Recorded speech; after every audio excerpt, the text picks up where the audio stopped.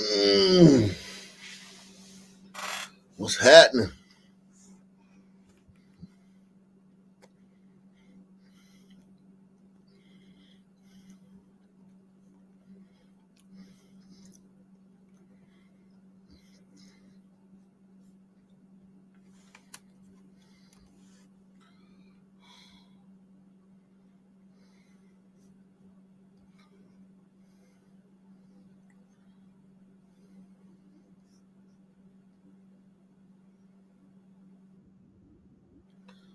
Mm.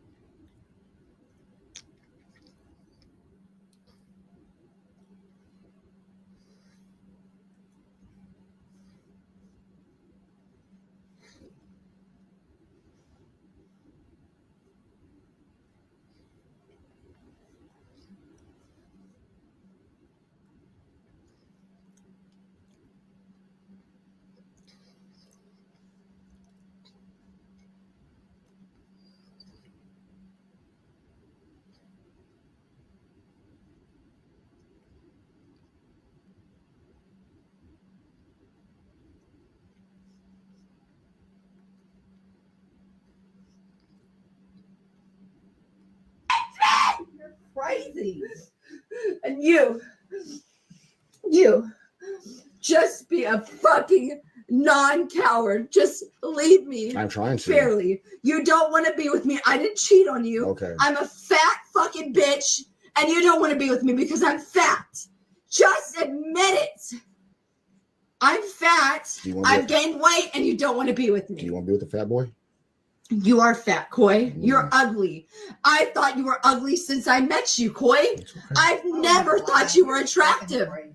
I've never thought you were attractive. I'm being honest with you. I told that to Brittany tonight. You're stupid. You can ask Brittany. Ask Brittany if I thought you were attractive. You're taping me. Of course I am. Yeah, you're fat, and you're telling me I'm fat. Stop it, Jennifer. I'm fat. I've gained weight because of my illness, and I'm fat, and I'm not good enough to be with you because I'm fat. Nothing to do with it, Jennifer. My mother raised me, and Coy is my mother. Yeah. Is that what you're saying? No, Coy has told me.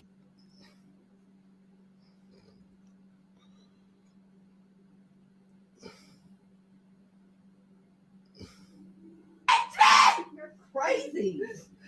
And you.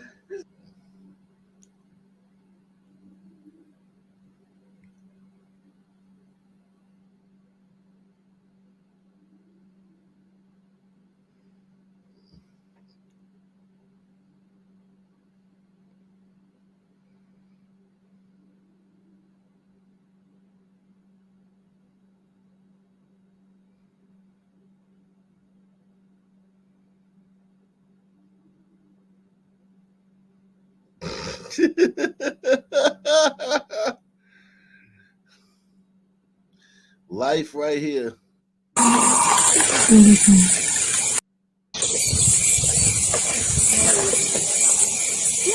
Das ist leitert.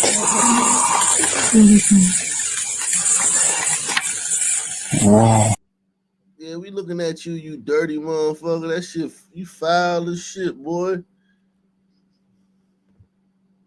You want to eat that? You want to eat that baby, man? You foul as shit, boy.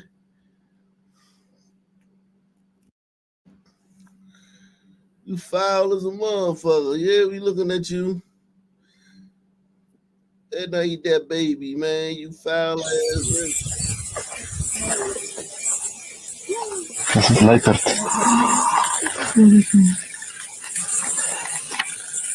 Wow. Oh my soul. Daai kar het nou net gery.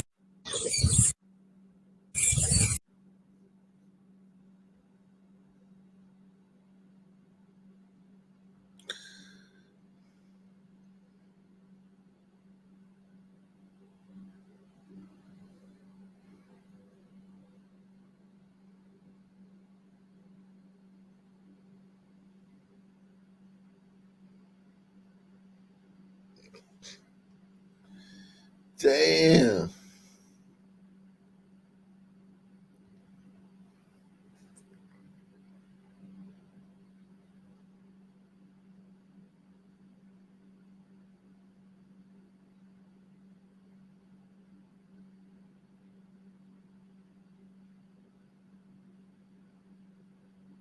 Jesus Christ.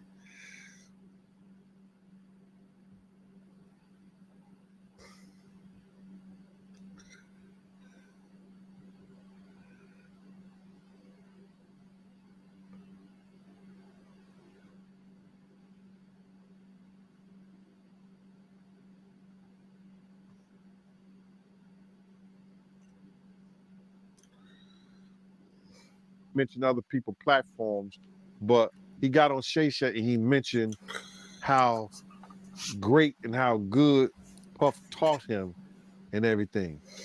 You know what I'm saying? About the business, right? I know, and people know, that was around that in that time that Puff and Usher did have a situation. And that situation led Usher to the hospital. Now I let Usher explain that to y'all. I let Usher tell that story.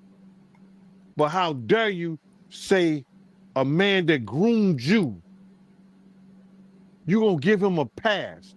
Bro, you know I know. Let me reframe you on something. Remember Usher? We was at the Swiss Hotel. Puff had Kim in the room, had one of Keith Sweat's baby mothers in the big room outside the master bedroom. He came outside in his robe. He came outside in his robe. She gave him a fellatio right there. His back was turned to me. She gave him a fellatio. You knocked on the door. I came and opened the door for you. Puff went in the room. You came in the room and kissed that girl dead in her mouth. Now I'm telling that because you taking up for somebody that you know and a lot of more people know didn't do you right when you was at Diddy camp. That shit ugly, man.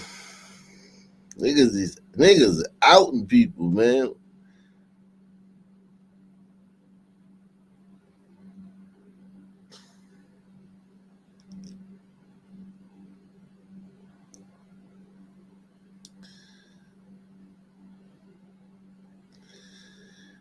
Niggas, they should have never gave niggas the internet. Golly, man. Y'all niggas is ugly on the internet, man. Y'all ugly on here, man. Shout out to Main TV, man. Our Nation Hall of Famer, man. My man Main TV in the building. These niggas ugly.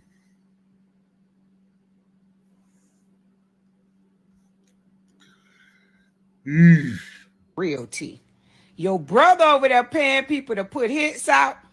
He over there paying people to put hits out. And niggas running off with his money and it's getting back to me. So now I'm finna send the feds over there to y'all motherfucking empire. See, you had the right bitch today, ho. You keep playing with me, I'm finna tear y'all motherfucking empire down. Next, we gonna talk about Miss Carol murder. Y'all know who Miss Carol is. You know that's behind your brother. I'm finna make sure her family sue y'all whole estate. Because that case is not closed. You know the lady that was killed leaving from my mama's house getting her hair done that time. And it's behind your brother and his drama. You know that. You know about the man who they realty. Your brother over. She talking about yo.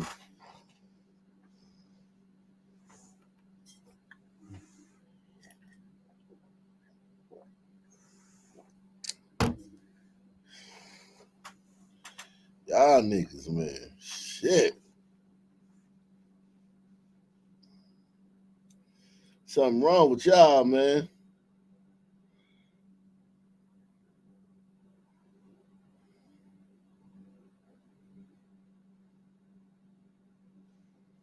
Something is wrong with y'all, man. Y'all take the cake, man. Shouldn't have gave y'all the internet, man.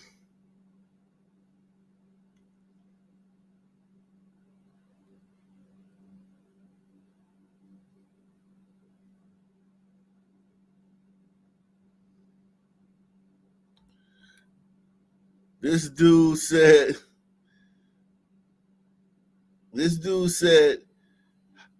hot water wouldn't do anything to him since he's a man of God. This dude said hot water wouldn't do anything to him since he's a man of God. Yo, my burns actually healed up, man. I don't know what this dude was thinking, man.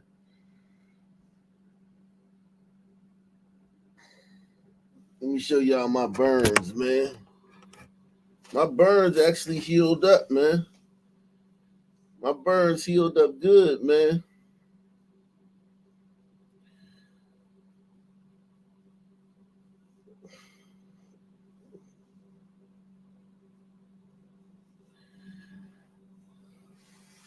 Now it's just gotta wait for them to turn brown, man.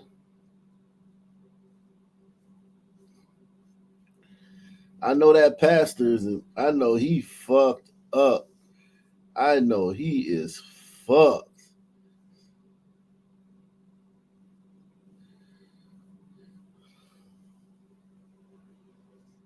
Yeah, them Jones is almost, they all healed up, but they still a little dark.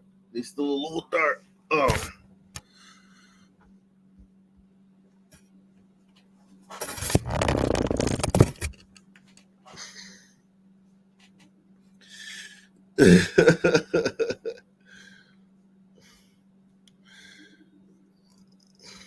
Body shaming, y'all body shaming, man.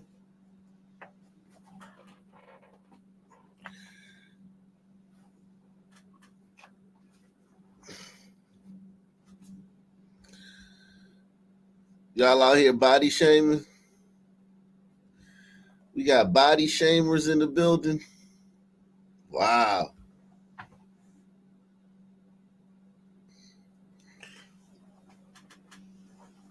That's ugly. Body shaming, man. Poor pastor, man. He fucked up, man. He is fucked up.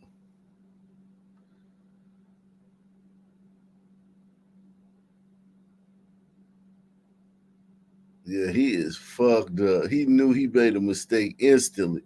He knew he instantly made a mistake, man.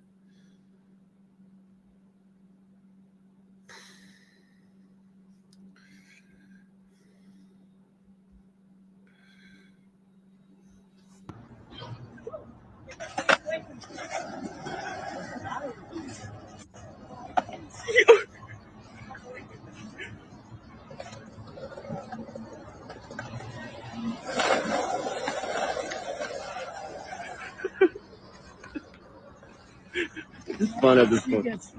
She's trying to hurt him, huh?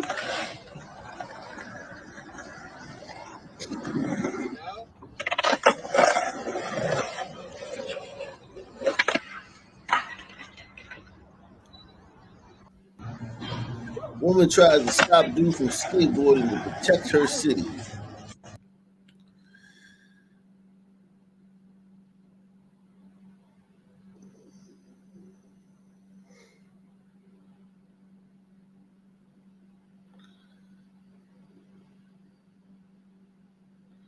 That's a hell of a camera that dude got, man.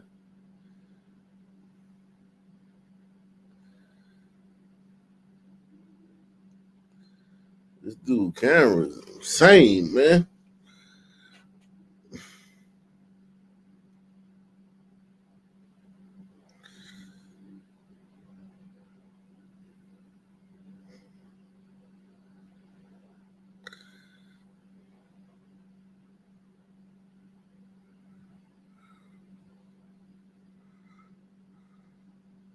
Shower head.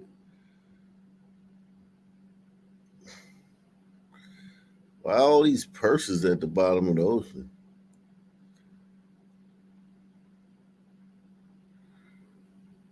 I don't know.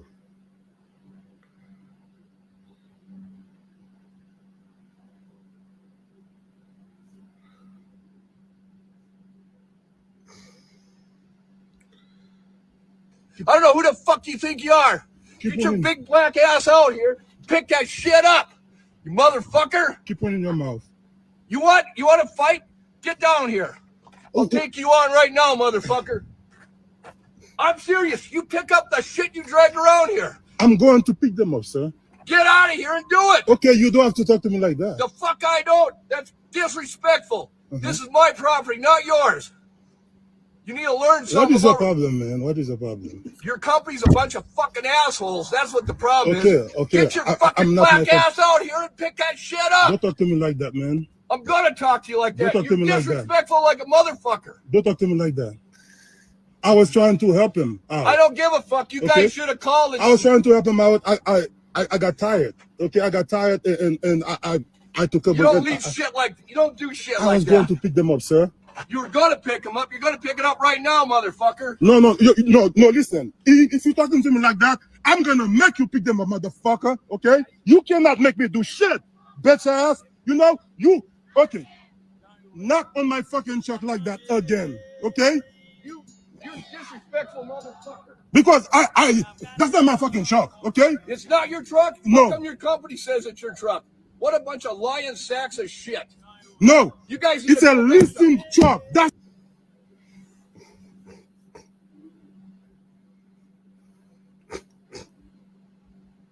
I don't know who the.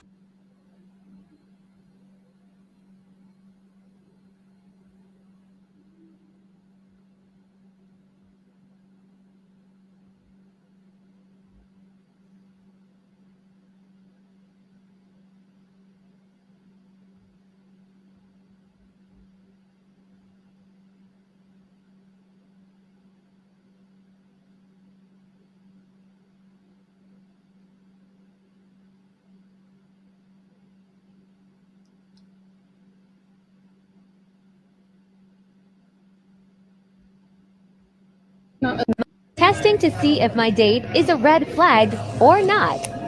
He literally won't even look at me or say anything. Hey, is everything good? I noticed you're not really talking much. Do you not trust me or something? I just noticed that you put that cup thing on your drink. Oh, I mean, it's not personal. I bring this everywhere. There's like 30 other people at this bar. But it's my duty as the man to protect my women. And when you put something like that on your drink, it really just hurts my ego. Testing to see if my date is a red.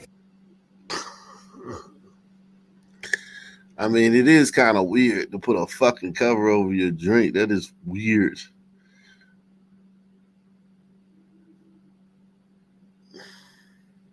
Springfield. Sure. Personal. Hi.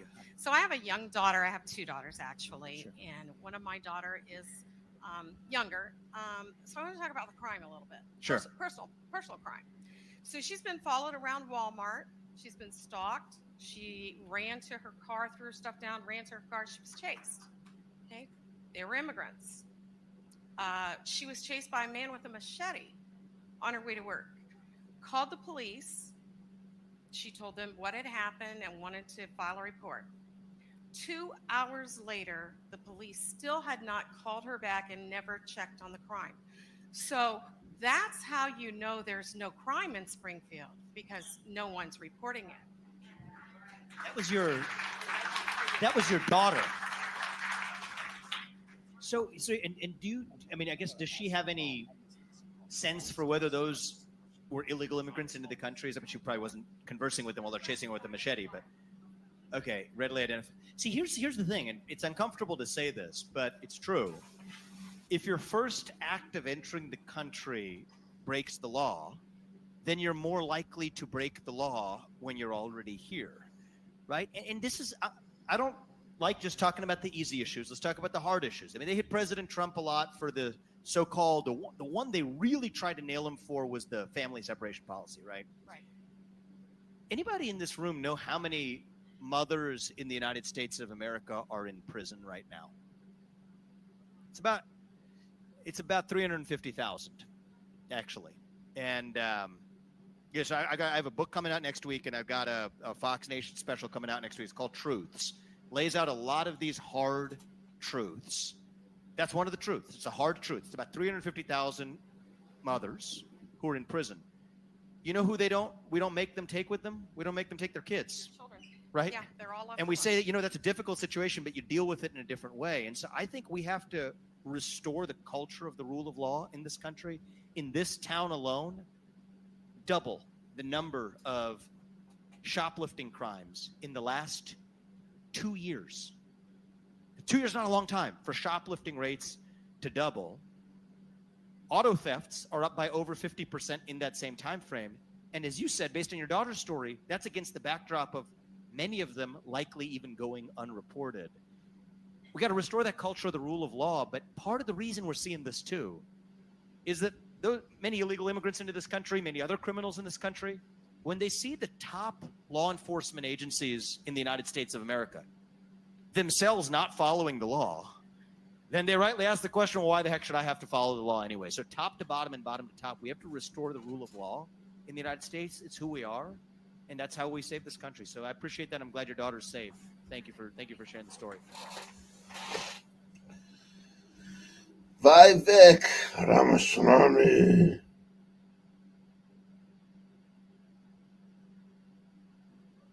Hi. So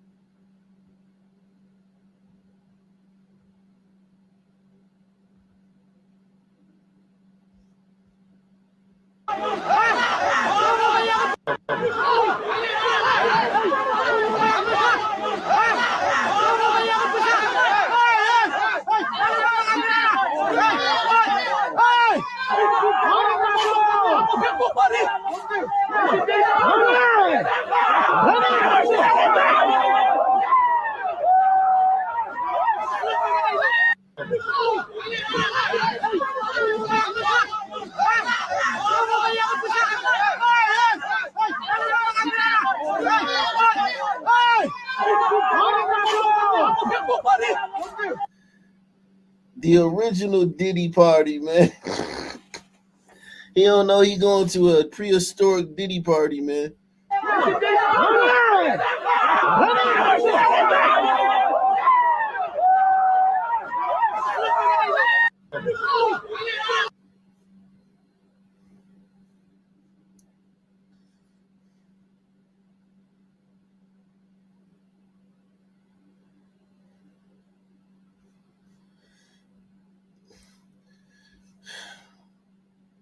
Somebody play a violin for me. This girl is shocked she's not getting good service at a nice restaurant. To the black community, please be honest. Do you guys tip well, 20 to 25%? Every server friend I've had, regardless of race, gender, even black friends, says that blacks rarely tip. Is this true or cap? Now that's true, Jack. You should see the looks I get when I tip, man. I get looks like, oh my God. So every time we come here, they never take our order first. And this table came here after us, and they're getting their order taken first. My mom thinks. Wanna leave? I don't know. You're not feeling the vibes? I just don't feel like walking anymore. But why do you keep coming there then? Why did you take your 4% tip somewhere else then?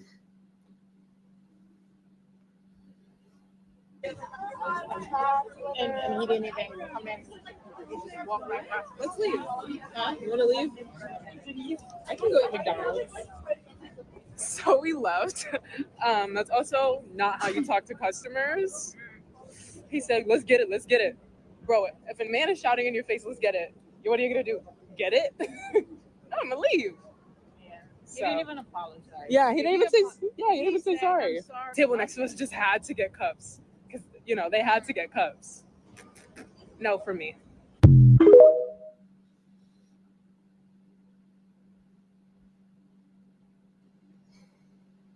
Hey man, maybe they had a bad experience. Maybe they some good people who just had a bad experience. We don't know.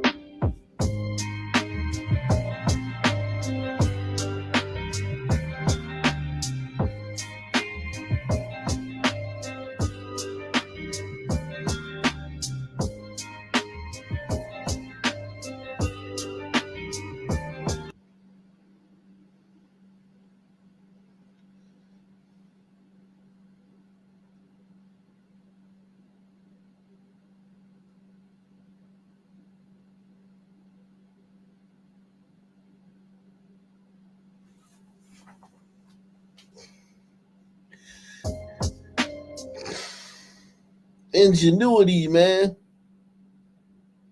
Making something out of nothing, man.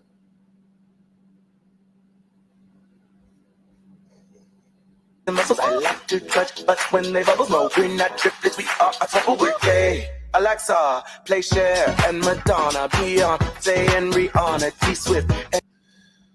Oh, shit.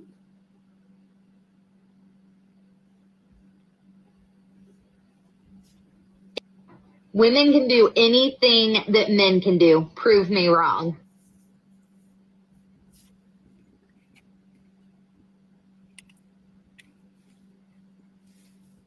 Shut the fuck up.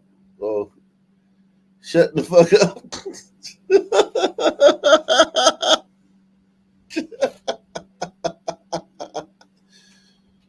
Oh.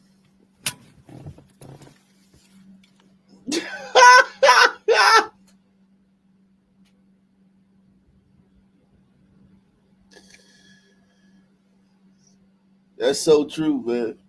Shutting the fuck up. Just shut the fuck up sometimes.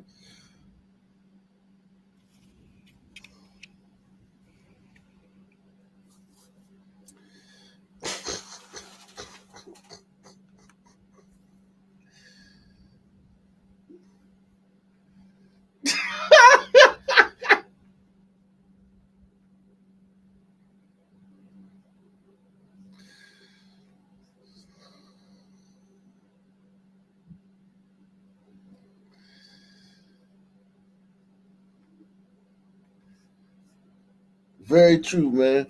That is very true, man. Very fucking true, man. Shout out to him, man. Truth, man. Everyone hit that like button, man. Take the $5 challenge via PayPal, Cash App. We got to start calling this something different, man. The $5 pledge, man. Take the $5 pledge.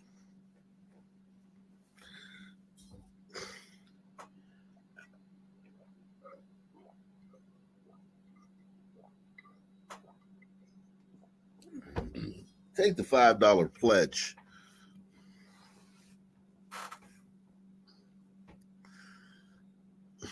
Likes are free.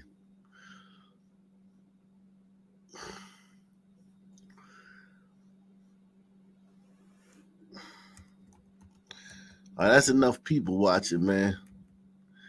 That's enough people watching. Let's check on the homie, man. The homie. The one and only. Hold on.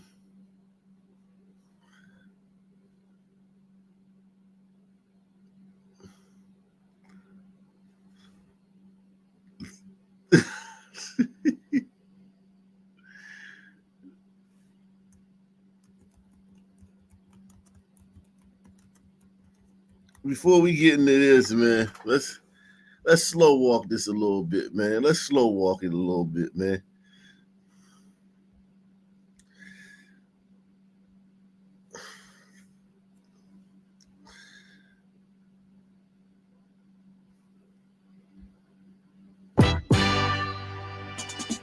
What if we said race isn't real?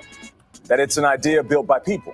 That's the subject of Entertaining Race, Performing Blackness in America, the latest book by best-selling author Michael Eric Dyson. In it, Dyson explores why we still entertain the idea of race, even though he says it doesn't exist. He also looks at how people, including Black sports icons, musicians, politicians, and everyday Americans, all play a role in shaping that identity. In his own words, Michael Eric Dyson shares how the early ideas of being Black in America were born and what that means for today. On slave ships and plantations, the largest forced migration in world history shaped the act of performance into a tool of survival and defiance. In freedom, entertainment offered Black artists a measure of independence. Black people forged a complex racial identity and preserved ties to a cultural heritage under relentless fire. In America, whiteness is seen as inherently valid, while Blacks must produce in each generation fresh evidence of our intelligence and humanity. I can't breathe! Contemporary Black performance carries the weight of this history in both exceptional and everyday expressions. If you fall in love with Van Gogh or the music of Coltrane and realize that that was created. Who you think she was married to, man? Who you think she was married to, man?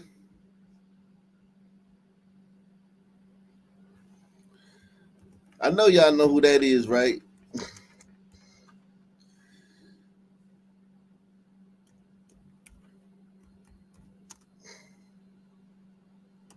Who you think she was married to, man? Huh?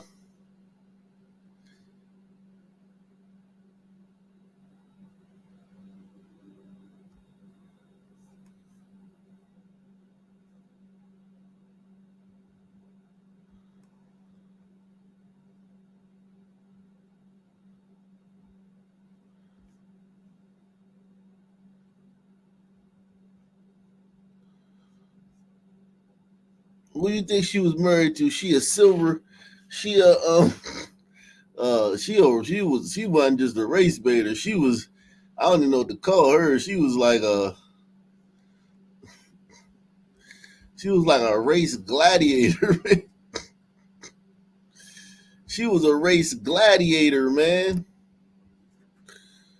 Who do you think she was married to? She's married twice though. She was married twice. I give y'all that she was married twice, man. Maya Angelou, man. Damn. 0 for 2, man. Damn, Maya. He was 0 for 2, man.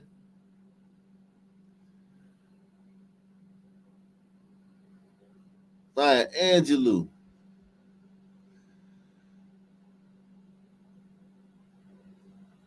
Oh for 2.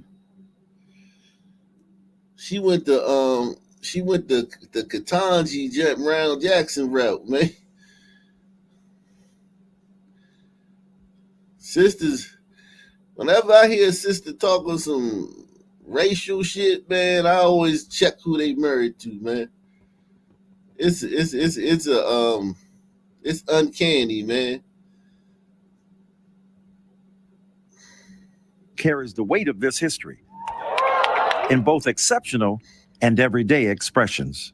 If you fall in love with Van Gogh or the music of Coltrane and realize that that was created by a human being, just like you. No more human, no less. Michael Eric Dyson joins us right now. Good morning. How you doing? Good morning. It's good to be here. Good to see all of you. Good to see you. Now, let's jump right into it. Mm-hmm. In your title, it's Entertaining Race, and you use this in 2 separate ways. Right. Can you explain that? I'm hanging out with these rappers too much, getting these double and triple on top. Blame it on Jay-Z. So, first of all, Black people, as I've said from the very beginning, have had to entertain for white America. That's on the slave ship, on the plantation. Sing us a good song, sing us a good Negro spiritual. So we've had to entertain. Then we've had to entertain the idea of race. whether our kids are selling water or lemonade and somebody stops them at Starbucks, we're asked to perform and to entertain. But we also have to be entertaining about how we speak about race. It can't be the old tried and true ways. People come up with new ways and challenges, and we have to be entertaining. And we've been an entertaining race. Louis Armstrong, Maya Angelou, Oprah Winfrey, Gayle King, these iconic figures, and now Nate Burleson joins them as well. These iconic figures who have had to perform different roles, different aspects. LeBron James on the court, LeBron James off the court. He's a performer in both. He's shooting a jump shot, but he's also making sure that we get the right shot at an opportunity in America. That's what we've got to talk about, and that's what I talk about in this book. Yeah, but you open the book with a very jarring story. But 1792, right? You said a white man of privilege kills a 15-year-old girl because she refused to entertain. What is the point you're making? Yeah, I'd never heard of this story. Yes, ma'am. It's a remarkable story. And this young enslaved girl, had been infected with a venereal disease by the doctor who examined her because she was his prey.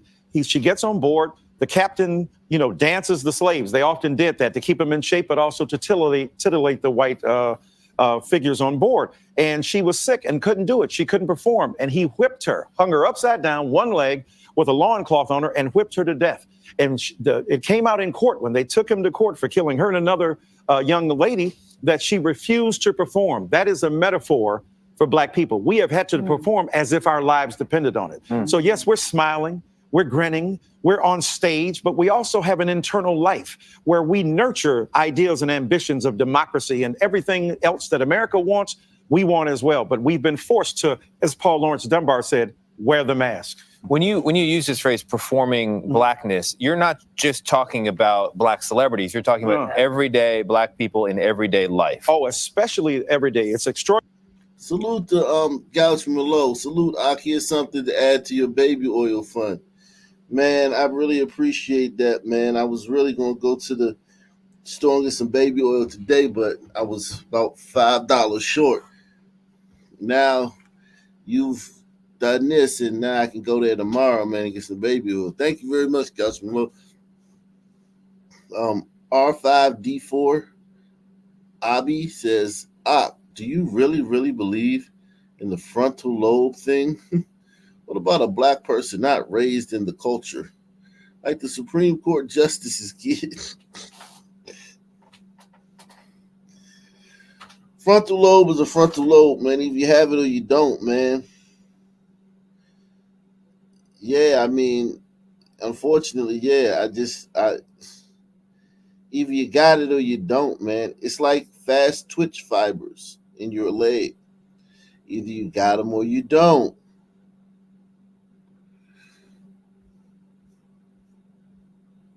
And the only way you can tell is to run, get in a race. That's the only way you can tell. A lot of times you can't tell that the frontal lobe is missing. You can't tell if a person's missing a frontal lobe until you get them in a situation where those traits are required.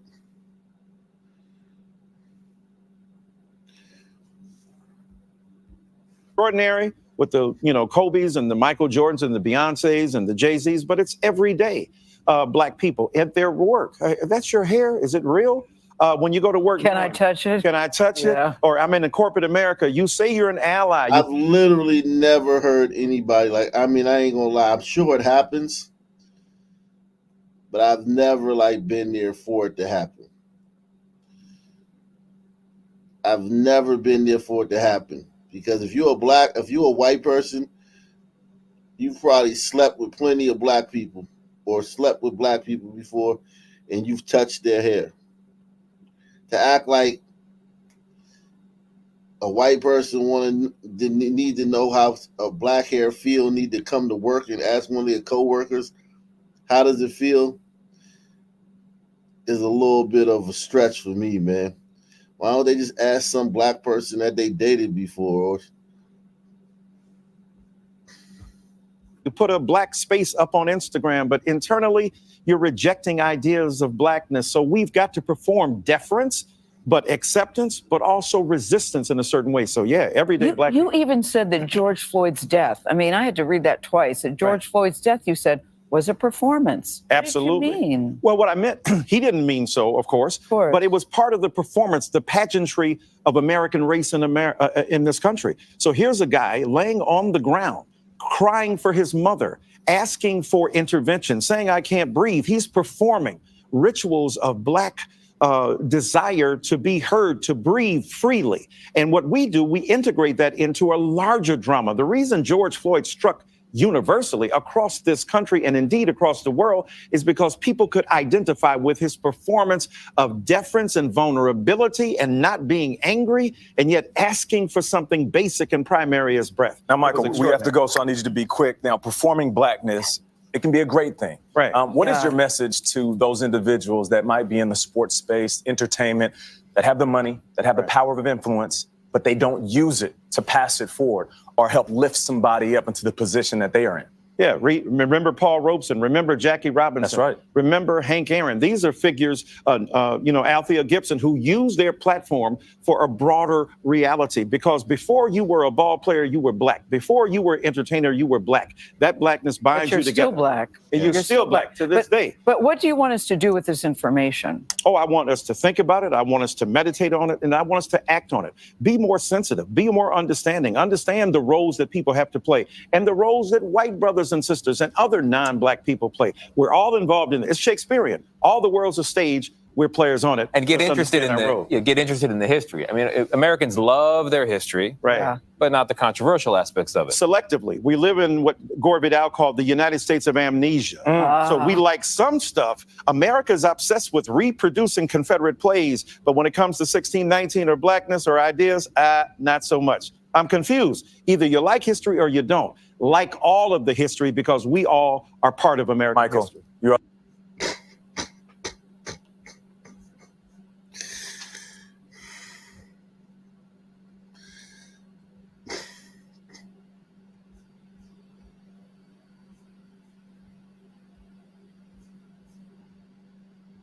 Racism is so American that if you challenge racism, you look like you're challenging America. The rage, bruh, from a mean, mad white man.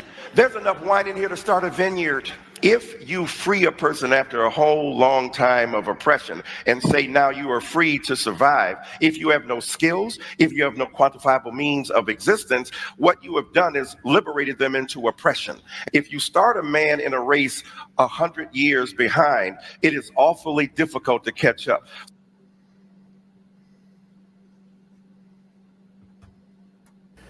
So he turns to me and said, astrophysics.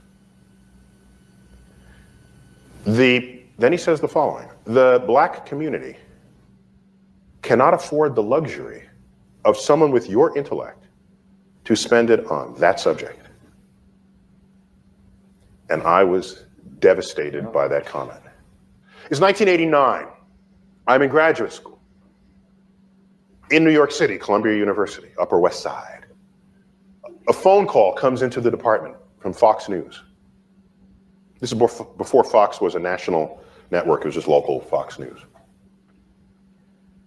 The weather guy had read over the newswire that there was an explosion on the sun. Okay? A blob of plasma, astrophysical plasma. This guy's a fraud, man. I don't believe in none of that shit. Y'all don't know what the fuck is going on the fucking sun. Listen to this. A new national poll asked Americans if they think President Trump is racist, and half of Americans surveyed say yes. Look at how they used to do Trump. Look how they used to do Trump, man.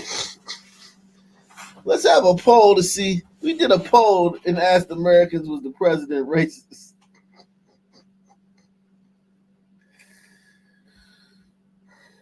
This was when he was president, man. They used to do Trump dirty, man. Listen to this. A new national poll asked Americans if they think President Trump is racist, and half of Americans surveyed say yes. Half. Let's discuss this with Michael Eric Dyson. His new book, What Truth Sounds Like, is now a New York Times bestseller, as well as CNN political commentator Scott Jennings. Gentlemen, we have to just repeat that headline. Half of Americans find the president of the United States to be racist. Scott, how do you make sense of that? Well, I think it's a reflection of the extreme political polarization we live in America right now. We are willing as Americans to ascribe all of the worst motivations to every policy view, to every action that our political opponents take. In this case, what the people who disapprove of Trump believe is that he's a racist and that everything he does must be rooted in some form of racism. I think during the Obama years, Republicans were also guilty of this.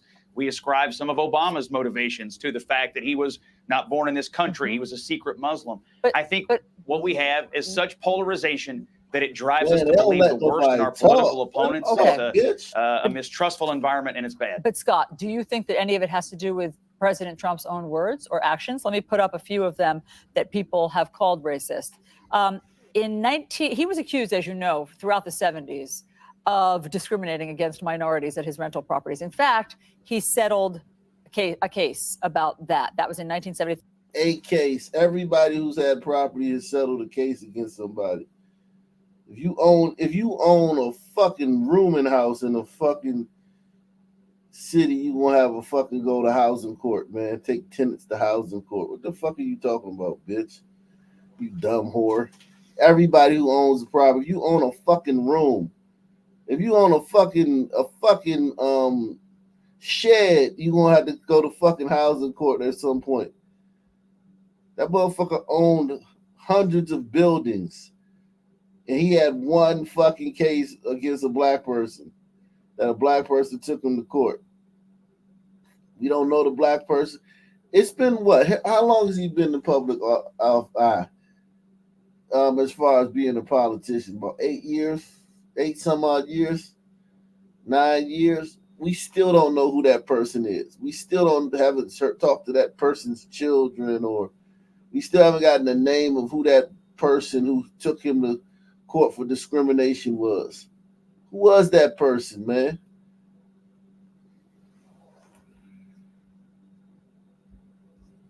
That people have called racist. He was accused, as you know, throughout the 70s of discriminating against minorities at his rental properties. In fact, he settled a case about that. That was in 1973, 1978, and 1992. He settled a case about that. That was in 1973, 1978, and 1992. He perpetuated birtherism, as you know, saying that President Obama wasn't born here, called Mexicans entering the country rapists and criminals. He refused to renounce David Duke, as you may recall. He said the Central Park Five were all still guilty, despite DNA evidence to the contrary. He said a judge could not be impartial because he was Mexican, had Mexican heritage, I should say. He said there were fine people on both sides of these Charlottesville protests that involved white supremacists. He attacks NFL players for kneeling during the anthem. He referred to Haiti and African countries as blank hole countries. So, Scott, do you really think it's just the polarization of the public, or do you think that it's possible that Donald Trump is responsible for some of this feeling? Well, some of the examples you cited, I mean, just because you disagree with people kneeling doesn't make you a racist. Okay, but how about the other ones? How about the ones about Charlottesville? But and look, as you know, I've been on this show with you guys, and I have disagreed at times with the president's language. Yeah, I don't agree. Do you think some of them are racist? No, I don't believe they're racist. I just believe they are not well informed, and I believe they might be the wrong tone at the wrong KKK, time. I don't believe the KKK just is looking for a discount on linen. It's not, a racist organization. They just wear sheets when they get up at night and sleepwalk. Here's the problem. This kind of grievous moral equivalency between, hey, they said Obama was something, they disagree with him, they were polarized, now they're looking at Trump. Here's a guy who has called Haiti and African nations S-hole countries. Here's a guy who in 1973, as you already indicated, was found in a judgment. If Haiti's not a shithole country, how come they fucking got 20,000 of them in Springfield, Ohio? You got more Haitians in Springfield, Ohio than you do fucking Haiti. By the Department of Justice to be a discriminatory person when it came to black people. Landlord. Landlord. Consistently, the Central Park Five, he called for their death. And even after they were exonerated, he still said it was outrageous. The reality is that we're talking about Neil deGrasse. That's a lie. He never mentioned them in that full page ad, not once. He didn't mention them once. The Charlottesville quote, that's a lie. These people are horrible people, man. Look at her face. Look at her face, man. She thinks she's so morally superior. She thinks she's so much better because she's an anti-racist. You're a piece of shit, whore. Tyson, he looks at stars, he looks through telescopes. Is he an astrophysicist? Well, the reality is this. Donald Trump talks like a racist, thinks like a racist, makes statements like a racist, conjures emotions that give succor and support to white supremacists and white nationalists. Yeah, he's a racist because racism is as racism does. So this attempt to avoid it, and here's the problem. Martin Luther King Jr. said, it's not the white supremacists who are the problem, it's white moderates and conservatives who tend to be complicit with that by trying to dismiss it. Brother Jennings, much respect for you, but this is ludicrous. What you're doing is even more egregious because you're attempting to justify, legitimate, and make valid what are essentially naked, raw statements of racism. This is easy stuff. Okay, This is very clear that it has racial animus here, and you're trying to dismiss it as a difference of opinion. Go ahead. That is itself complicitous in the racist element we're talking about. Go ahead, Scott. Well, I disagree with everything you've said. I disagree with the motives you've ascribed to me. And I think most Republicans and most conservatives, frankly, are tired of being called by the American left that they're racist or complicit in racism because they happen to vote for certain politicians or believe in certain I understand. So you're Hold welcome on, to hold come on, on. gentlemen. Hold on, You're Scott. welcome to Look at how she shut him down. Look at how when she tried to shut Michael Eric Dyson down, he just kept talking. But when she wanted to shut the white dude down, she stopped the whole fucking show, man. This bitch is a demon. Give succor and support to white supremacists and white nationalists. Yeah, he's a racist because racism is as racism does. So this attempt to avoid it, and here's the problem. Martin Luther King Jr. said, it's not the white supremacists who are the problem, it's white moderates and conservatives who tend to be complicit with that by trying to dismiss it. Brother Jennings, much respect for you, but this is ludicrous. What you're doing is even more egregious because you're attempting to justify, legitimate, and make valid what are essentially naked, raw statements of racism. This is easy stuff. Okay, This is very clear. Look, she tried to interject, and then she know when. Look at she tried to interject. Michael Eric Dyson was like, "Bitch, shut up, bitch." That it has racial animus here, and you're trying to dismiss it as a difference of opinion. Go ahead. That is itself complicitous in the racist element we're talking about. Go ahead, Scott. Well, I disagree with everything you've said. I disagree with the motives you've ascribed to me. And I think most Republicans and most conservatives, frankly, are tired of being called by the American left that they're racist or complicit in racism because they happen to vote for certain politicians or believe in certain conservative views. So you're welcome to come on. Gentlemen, hold on. You're welcome to come on here and call that to me. Scott, hold but on. It's not going to help. It's not going to help what you want Understood. to get out of this country. Scott, I promise you. Scott, hold on, Michael. Scott, focus on the question about President Trump. How can you overlook, how can you gloss over some of these points that people have found to be racist? I don't overlook it. I have come on your show and other shows on CNN many times, and I have said the president has made a mistake here, and he's going to regret this, and that the president can do better. But I don't believe Donald Trump is a racist. But why not? I don't believe it. I think he may have formed. I think he may have formed. I just want to ask you. I just want to ask you specifically. If for somebody who tells black applicants who come to their apartment building that the rent is twice as high as they told white applicants, get the fuck out of here. So Trump had apartments, like, let's just say he got an apartment for $2,000. He was telling black people that it was $4,000. Where's your proof of that, man? Come on, man. Bitch, are you crazy? Are you nuts? Are you nuts? focus on the question about President Trump. How can you overlook, how can you gloss over some of these points that people have found to be racist? I don't overlook it. I have come on your show and other Are they shows on racist? CNN many times, and I have said the president has made a mistake here, and he's going to regret this, and that the president can do better. But I don't believe Donald Trump is a racist. But why not? I don't believe it. I think he may have formed. I think he may have formed. I just want to ask you. I just want to ask you specifically, if for somebody who tells black applicants who come to their apartment building that the rent is twice as high as they told white applicants. This whore is acting like Trump was in the rental office at his properties. Like when you go to a Trump property and you go in the rental office, Donald Trump is in there, sitting in there fucking waiting to fucking give you a tour of the fucking building and shit. This bitch is dumb, man. Or for somebody who tells black applicants who come to rent an apartment that it's filled, that there's no vacancies, but they don't tell a white person that an hour later. How is that not racist? Yeah, look, I don't know the details of these cases. I the complicity, really thus don't. the And I'm not going to silence, sit here and thus go the through the muddling. guy's Look at the resume language. from 4 years ago. But what I'm going to tell you is you're giving him all the time. I mean, you're giving airspace to a guy and oxygen to a guy who is trying to live. It's Michael Eric Dyson just shut her down. Michael Eric Dyson shut her ass down. Bitch, shut up. Legitimate and validate I want racism. to He is hear far how he worse explains than it, even what the Michael. president is doing. Hold on, Michael. You'll get your turn. Go ahead, Scott. all I can tell you is that I view this presidency through the lens of his policy actions during this last year and a half. I think his basic policy actions are essential, basic tenets of the Republican platform. Is that, not in all cases, but in most cases. His words. No, I don't overlook his words. I've been on with you personally saying that I disagree with the words the president has chosen in many cases. No, I do not believe the president is a racist. Okay. I do not believe that. Okay, Michael, go ahead. Here's the point.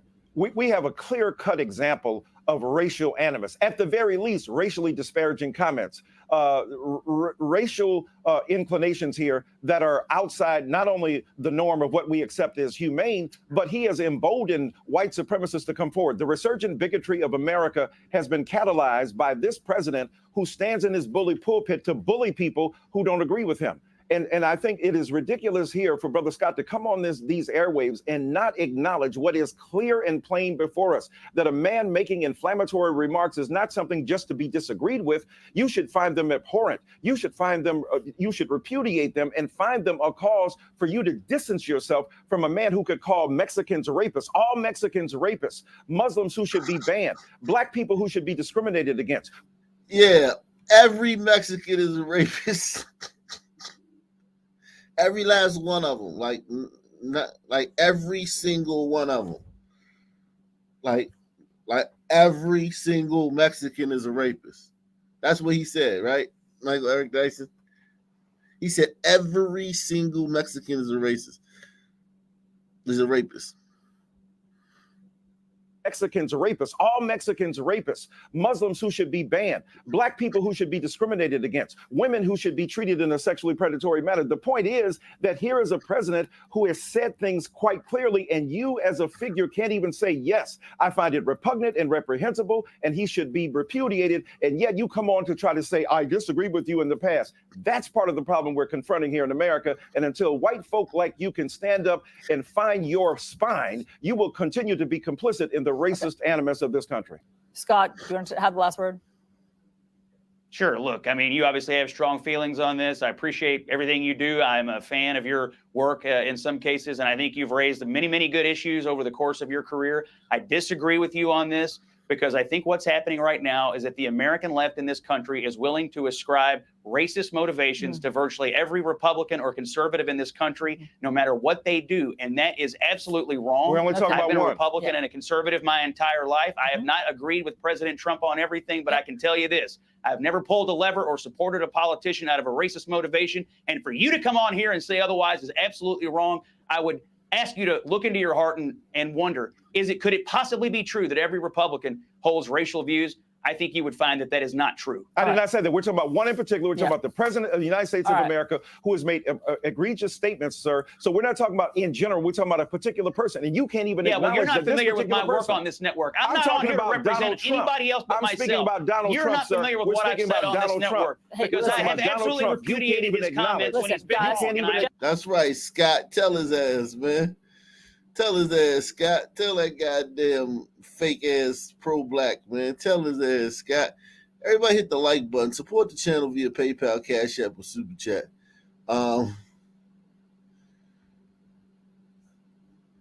Early Michael.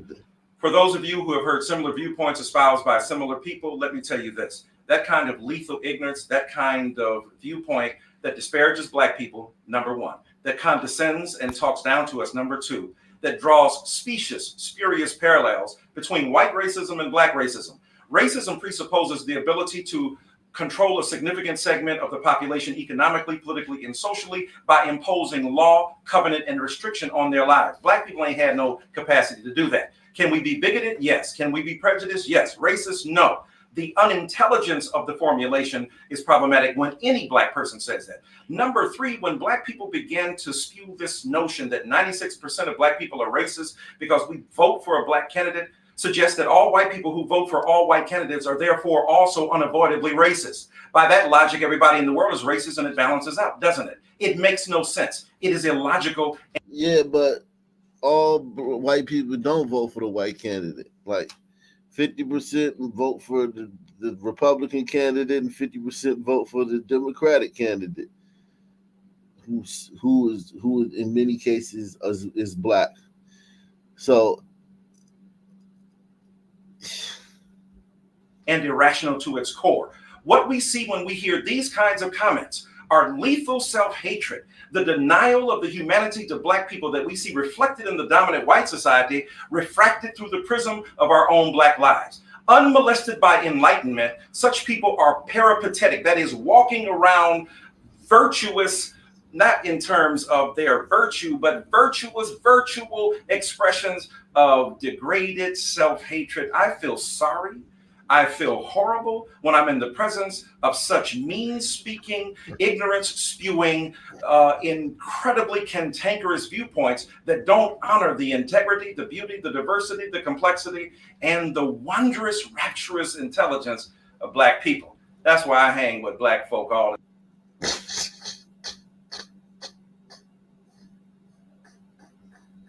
time, because I know better. Oh, shit.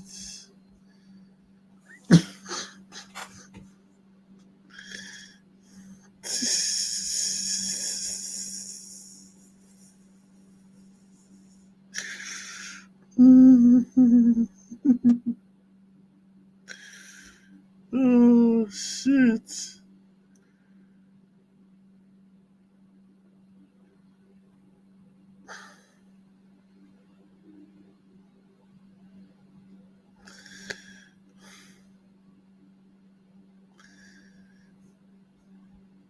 Young like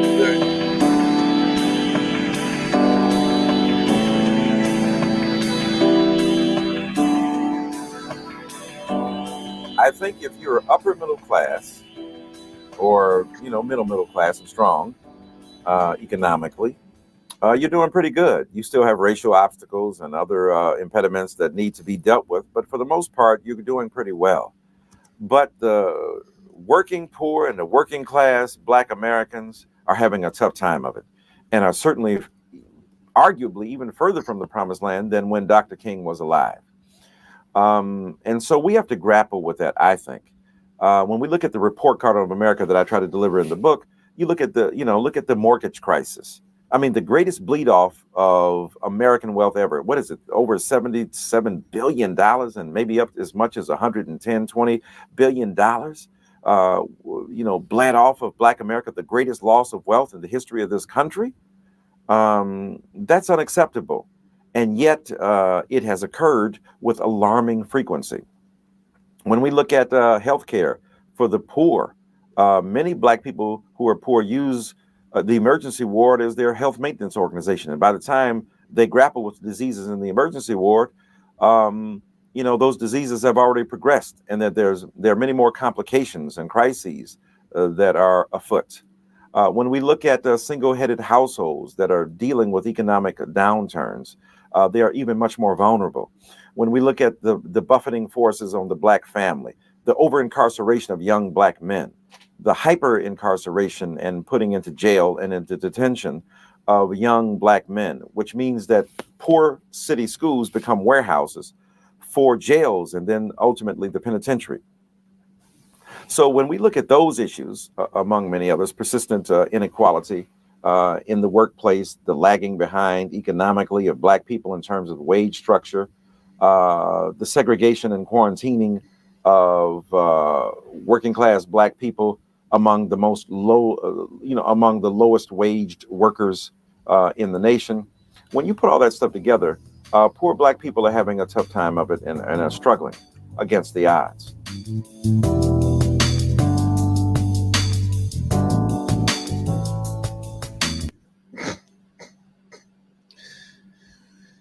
It's an interesting fellow, man. I ain't gonna lie, man. He's an interesting fellow, man.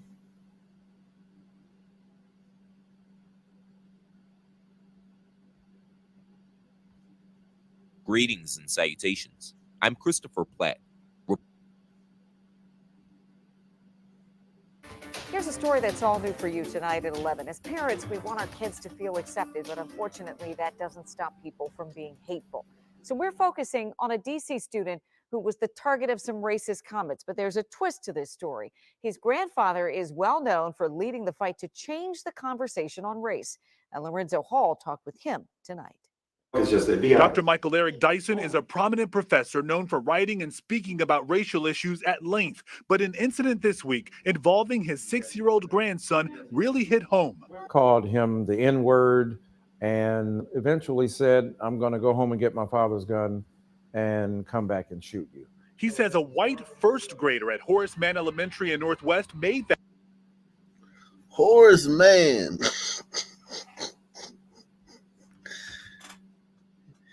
Let's put it like this. That school don't have a lot of Boone Shika's kids in that school, man. Michael Eric Dyson was smart, man. He knew not to send his grandson to no school where it was gonna be some Boone Shikas at, man.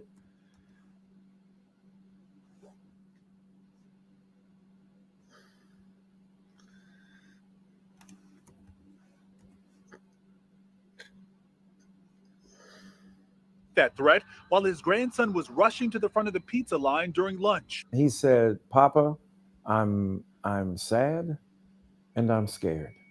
Dr. Dyson met with school leaders, the other student, and his parents earlier today. They were horrified that their son had made these remarks. They couldn't figure out where they had come from because they were socially progressive. According to the police report, that first grader is accused of threatening another student during lunch as well. It's not clear what consequences he'll face, but a DC public school spokesperson says the incident is under investigation. What about those? Dr. Dyson says this is about more than his family. He's asking his hundreds of thousands of followers on social media to talk openly about racial issues and bullying. He's asking his hundreds of thousands of followers to fucking bully a little white kid who we don't even know if they really said this shit, but let's just say the white kid said this shit. Some little 8-year-old white kid.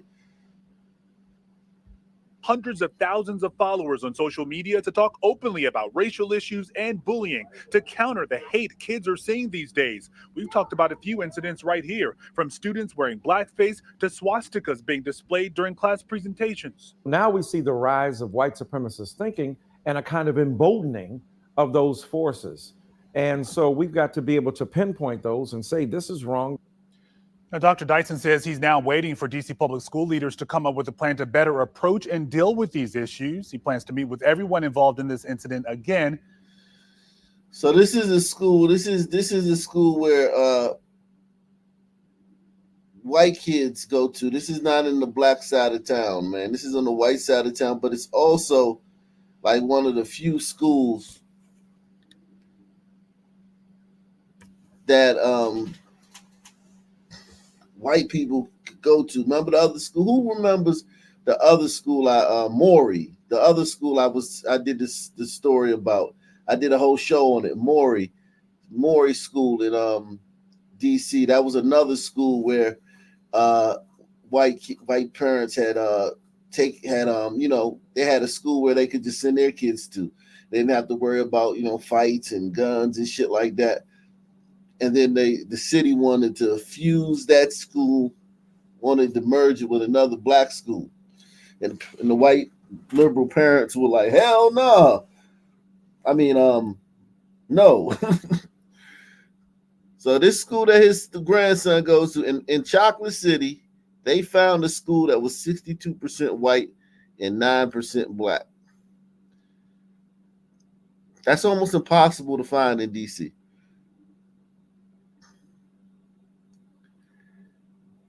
But look, 72% of the students scored above or are proficient in math. 82% are proficient in reading.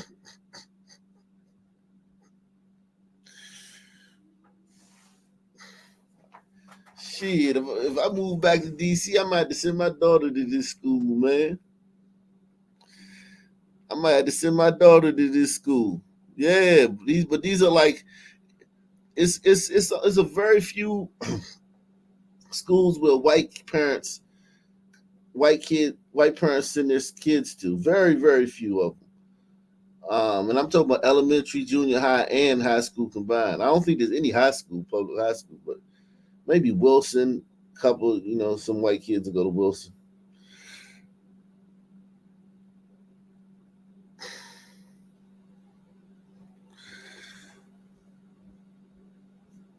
Shout out to Michael Eric Dyson, man, sending his kid to an all-white school in Chocolate City.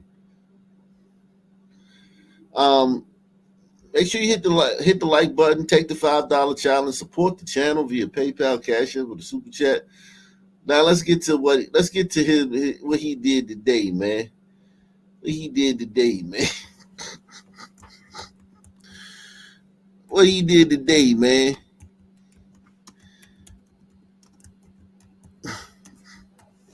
Word salad, man. Everybody know him for being them word salads, man. Where you at, word salad, man?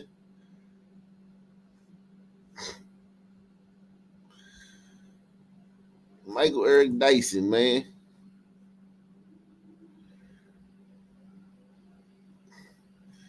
I know you probably watching this shit. He probably mad as hell. He probably like, man, shit, man. He probably don't even talk like that when he at home. When he at home, he probably don't even use word salad. This nigga probably was just like, look at this bitch ass nigga, man. Look at this motherfucking bitch ass nigga. Coon. Where was it? I just had it. I just had it up there. There it is, right here. Here it is. Trump says he's not ranting, but this press conference was a great example of... I hate her, man. I despise this woman, man. A speech littered with all the things that he's been focused on for a long, long time. Is he capable, really, of staying completely on message here? No, of course not. This was not a press conference, first of all. This was and this dude just got his back blown out by a white dude. He just got his back blown out by a white dude. Keith Boykin, man. Yeah, Boykin. He got the right name. Boykin. Boykin. Getting Boykin.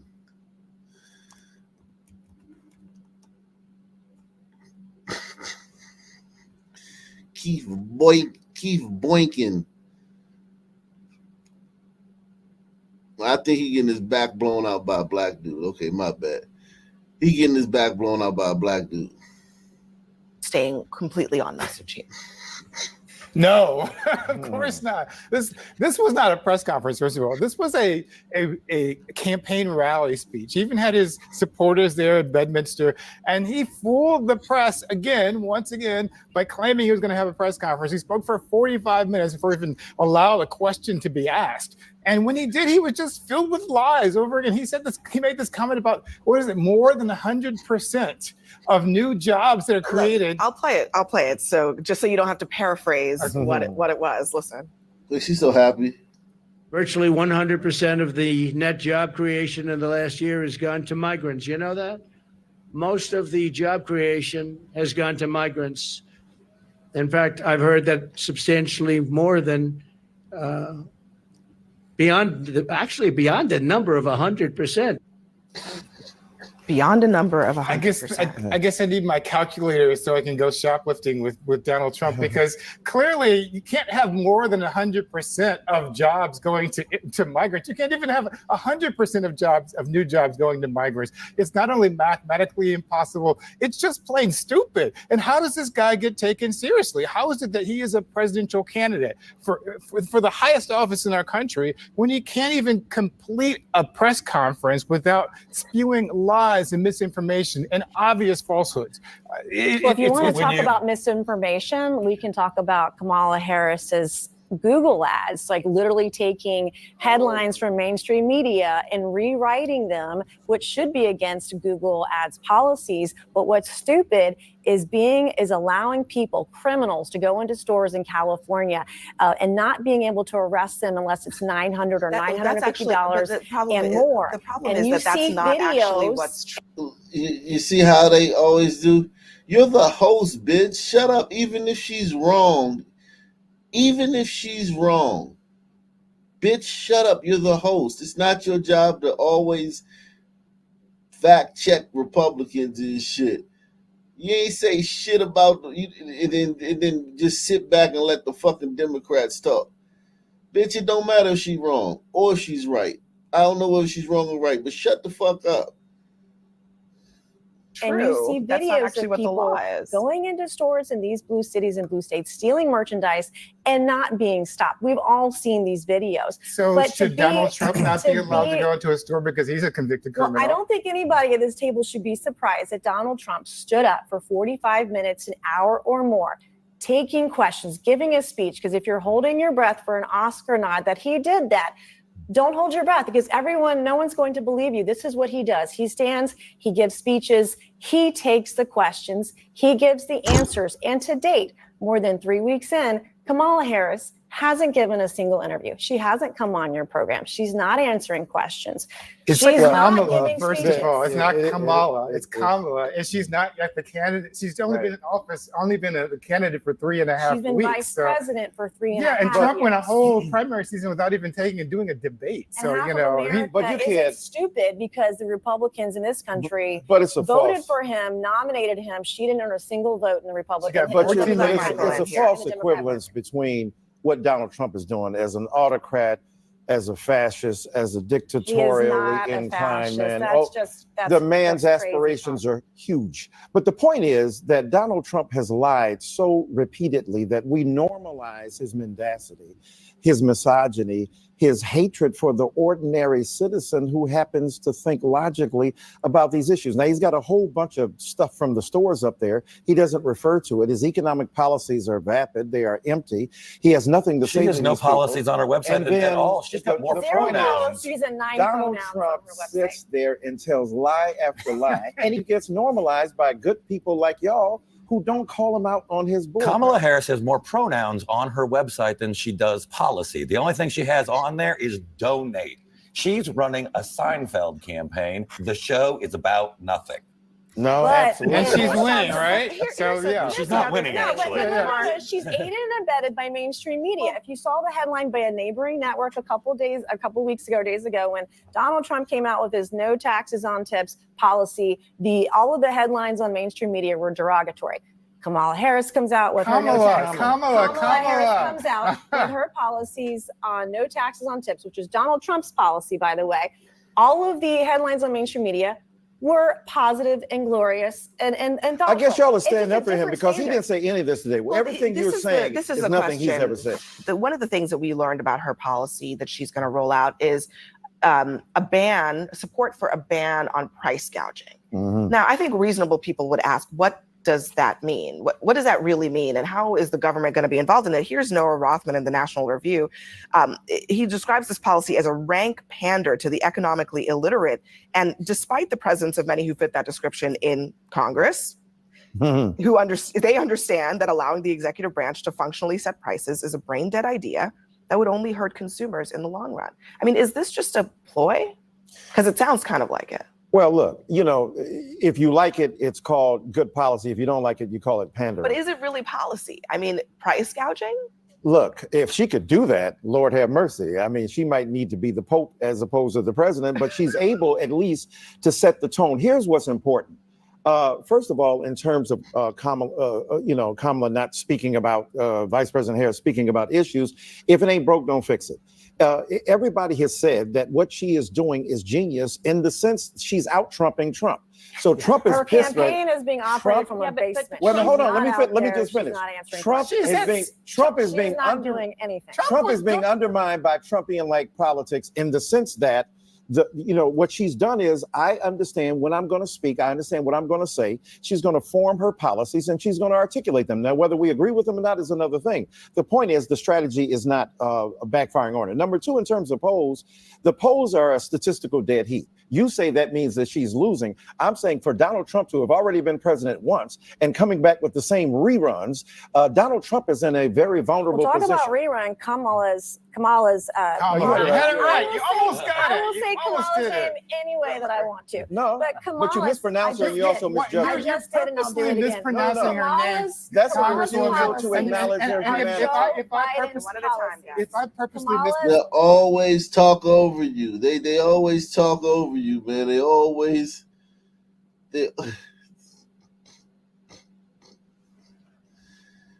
talk over you. They're fucking bullies, man. They're pussy bullies. They're like bitch ass dudes that are bullies. Pronounce your name. That would not be appropriate. Policies are Joe Biden's policies. She owns You're it. normalizing that kind of viciousness, man. 33 times. But it's she was the deciding vote, and she was the vice on Joe Biden's bills. We know that times the deciding vote on Joe Biden's bills in the Senate. And let me just say this, because this Congresswoman is a wonderful human being. But when you disrespect Kamala Harris by saying you will call her whatever you want, I know you don't intend it to be that way. That's the history and legacy of white disregard for the humanity of black people. Oh, so now you're calling me racist. I didn't say. I just said you were racist. That is complete. You don't have to intend racism to accomplish You are intending that your disrespect of Kamala Harris that is part and parcel of a tradition of disrespect. It's offensive, Congresswoman. Why can't you just? I'm not calling you a racist. I'm telling you what the practice is. You are. You absolutely are. Let me get no, what's disgusting is your disrespect of her. Professor, this gentleman said, I didn't know her name. He's trying to do it. Is her disrespect of women. She doesn't know what a woman is. And if 25 years ago, white women don't have the ability to tell black women who paid the price of blood to make this country what it is, to tell them they're not real women. 25 they years care ago, for your babies 25 years ago, I became the first woman to graduate from the Citadel, the military college of South Carolina. I fought my way through it. So pronounce her name right. Let me actually pronounce her name right. Kamala Harris. If Kamala. you said Nancy Pelosi. It's Kamala. You're doing this on purpose, Congresswoman. That's disrespectful. You can't expect people to respect.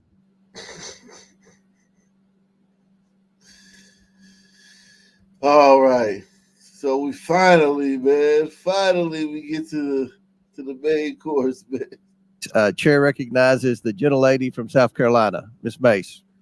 Thank you, Mr. Chairman. My colleagues across the aisle said that those that cannot pronounce Kamala's name correctly are elementary-aged children. I would like to enter into the record an article by Newsweek saying Bill Clinton pronounces Kamala Harris' name wrong during DNC speech. Bill Clinton, along with Al Sharpton, rapper Lil Jon. Let's not forget that Joe Biden can't say her name right. Neither can Supreme Court Justice Sonia Sotomayor. And this morning on Morning Joe, Joan Baez called her a camel. So I don't want to hear it. It's fake outrage. I would like to also enter into the record a screenshot of a text message I received from the esteemed professor from Vanderbilt, Michael Eric Dyson, after my CNN interview, begged me for photos. In this text, he says, after calling me racist on CNN, shh, don't tell anybody, we look good together, and sent me a kissy emoji. Without Then objection. the guy Order. says I'm gorgeous in all these photos. I don't think he's that bent out of shape on how anyone pronounces Kamala. And if we're going to have that standard, you got to hold it to both sides, not just one or the other. On to the issue at hand. I want to thank you, Mr. Chairman, for our witnesses being here. So Michael Eric Dyson, after calling her a racist, man, went gorilla macking on that ass, man.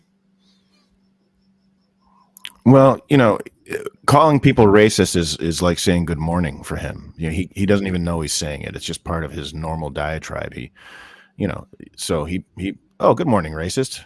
Here's a kissy face emoji. That sounds like self-hatred and justification. I would like to also enter into the record a screenshot of a text message I received from the esteemed professor from Vanderbilt, Michael Eric Dyson, after my CNN interview, begged me for photos. In this text, he says, after calling me racist on CNN, shh, don't tell anybody, we look good together, and sent me a kissy emoji. Without then objection. the guy Order. says I'm gorgeous in all these photos. I don't think he's that bent out of shape on how anyone pronounces Kamala. And if we're going to have that standard, you got to hold it to both sides, not just one or the. That sounds like self-hatred and justification of white supremacy. And let me just say, So is it Kamala? What's the Kamala? I would like to also. Yo, I don't Commissar? know, man. And look at him, man. He is taking pictures with her. Yeah. I mean, she's a nice looking older woman. I ain't gonna lie, she's a MILF. She's a definite MILF, man. She's like Ariella Ferrara. It said Michael Eric Dyson publicly called a woman a racist on CNN. Then that married man texted her trying to flirt with her. Why is he taking pictures with racists? Why is he getting a picture of a racist? It's amazing. They call Trump everything under the sun. They're racist, bigot, blah, blah, blah. But you mispronounce Kamala's name and they want to put you in jail. Here goes the thread right here, y'all. Shh, don't tell anybody we look good together. Ha ha ha. She wrote back, ha ha ha ha ha. And then it said, well, your gorgeousness makes the photo. So there's that. What a creep. Hey, listen, she's a gorgeous man, racist. For an older woman, she's listen, I ain't gonna lie, man. Like a guy like him is gonna see that as good looking. I ain't gonna lie, man. She's a gorgeous racist. You can't blame her for liking her. Yeah, she's very gorgeous racist, man. And listen, man, your dick don't know who's racist and who's not, man. You can't. Your dick is colorblind, I guess. So your dick is what's the word? Your dick is a moderate. I don't know what the fuck. Equal opportunity. Yeah. Salute to Eric S. Man. He says, how come sons blame everything on racism? Will there ever be someone else who calls out the truth about IQ? On YouTube, probably not. I think we're the only ones that's gonna call it out, man. And it's not really calling it out; it just is what it is, man. Hooters. Yeah, that's why you should subscribe to this channel and hit the like button, because we're the only ones that will talk about IQ. You're not gonna get that nowhere else. You got Wicked in the back chat too. Okay. And a little cough. Yo, there's nothing, and I mean nothing worse than racism, bro. Not even these stun words, violently victimizing everybody, bro. It makes me mad when I see such nice racist breasts on a woman. It's like, I hate to think of those breasts as being racist, but they are. Well, I think the proper thing to do is to inspect them and make sure that they're racist, because you want to give her the benefit of the doubt. We properly inspect those breasts, make Yeah. sure that Yeah, But definitely. to be fair to The her though, aerials. everything is racist. that's That's true. true. So if you But rolled her still, over, that would be racist too. Even though everything is racist, you still got to inspect those breasts, just to clean, wash your hands clean. Clear your conscience.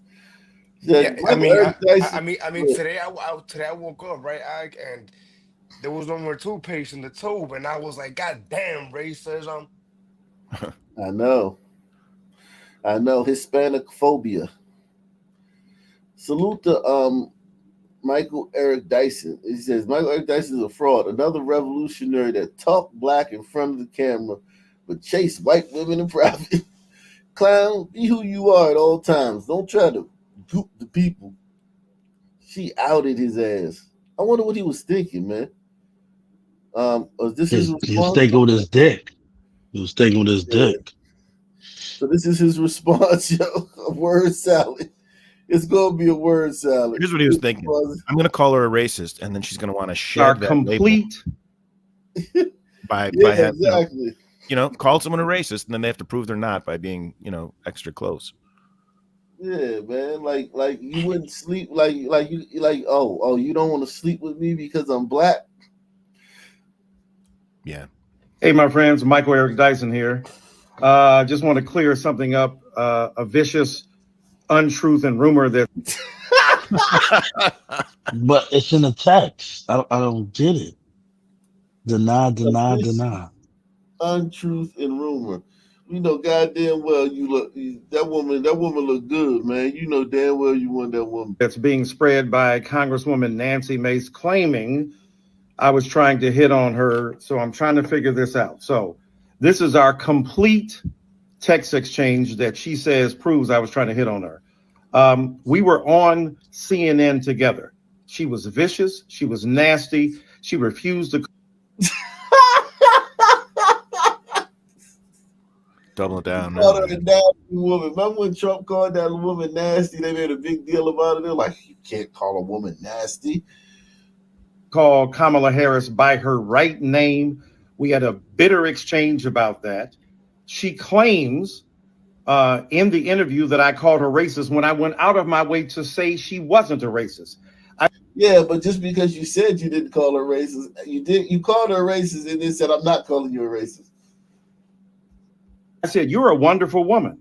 But let me say this to you, because I know you probably didn't understand this or mean it. But when you call Kamala Harris out of her name, that is perpetuating a legacy of inequality and of. So her calling Kamala Harris's, mispronouncing Kamala Harris's name is perpetuating a legacy of inequality. That's worse than calling her a racist.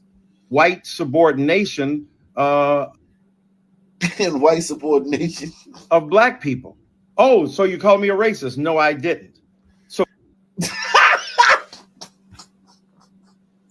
yo, this dude is a nut, man. He is a nut. We talk about a straight up nut. Salute to. He's got a full shoe of race cards to play, though. Salute to Economics A111. He says, did you cover the glider guy whose son was killed by a Haitian immigrant who said he wishes his son was killed by a 60-year-old white guy instead? Yeah, we did that the other day, man. Don't know. Yo, what's cracking? What's happening?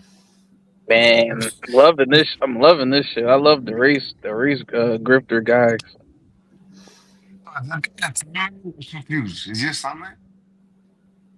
This one? Right? Yeah, he a son man. It's a mulatto. Melungeon. Yeah, he is definitely a Melungeon. I think both of his parents are like mulatto. Well, like they like black, lighter, fair skinned black people. He got a brother who's doing life in penitentiary, who's dark skinned. Oh, he does? Yeah, he got a dark doing life. He got all the what's it called? All the melanin? He got the life two sentence? Melungeon parents and a crispy brother. He's probably an abo in next time. This guy is probably an abo. So she's looking for some reason to try to exploit the situation. This is the text exchange. I sent her Abby Phillip, the host of the show. So you sent her the text first. You texted her first, though, dog. How did you get her number? And what made you text her? That glider DNA, that straight hair, that silky straight hair, he just had to. Suggested we take pictures. I said, let's take a picture. She said, Abby said, when you post, everything's Abby's fault. People, everything's Abby's fault. Exploit the situation. This is the text exchange. I sent her. Yeah. He proved he is son, but he ain't a Malungi. He was shocked. Abby Phillip, the host of the show, suggested we take pictures. I said, let's take a picture. She said, Abby said, when you post it, then tag me too, and then we'll. Then it's not creepy. Yeah, he messed up. He should have just let this alone. And then, all you should have done is explained it to your wife, man. But like, he's a pro-black, and he know they're getting on him online. That's the problem with being a slave to black Twitter. Like, he feeds black Twitter that racial shit they love all day long, and now that he's done this, it's like now he's getting eaten by the same machine that he created. So he kind of do have to like put the fire out. We'll have fun, because the whole point was two bipolar opposites. Michael Eric Dyson on one side, Nancy Mace on the other. So I sent her and she said, great pick. And I said, shh, don't tell anybody. We look good together, with a laughing face and a kissy face. My point was, this is sick. This is sick, yo. Oh shit. Oh my God. This guy is a fucking creep, man. Don't tell anybody, because we are bipolar. No, that's like literally a joke. Like how you tell a joke, like, shh. That's real. You really meant that though. Shh. Don't tell anybody I'm in your DMs. That's the fuck you meant, dude. Opposites. You're on one side of the spectrum and I'm on the other side of the spectrum. And she said, ha, ha, ha, ha, ha. And I said, well, your gorgeousness makes the photo, so there's that. And a little smiley face. Again, I'm just saying that trying to be... Wow. Like that's nothing. Gorgeous, vicious, racist woman. She's a dream come true for him. Nice to her in the belief and the effort that if I'm nice to her and I prove that we don't have any bitter consequences from our fracas on television, that we can be relatively kind to each other, and I'm being nice to her. There's no hitting on you. I said, by the way, I've spoken twice at the Citadel. She said, oh, that's awesome. You've spoken twice at the Citadel? Oh my God, we're fucked. Awesome. And sent 3 American flags, and I hit the exclamation point. She put a heart on the, well, your gorgeousness makes the photo, so there's that. Then she removed the heart two days later because she knew she was up to some mayhem. I ain't tried to hit on this woman on no day. Then later on, she called me and Keith Boykin, my fellow panelists, boys. So I was...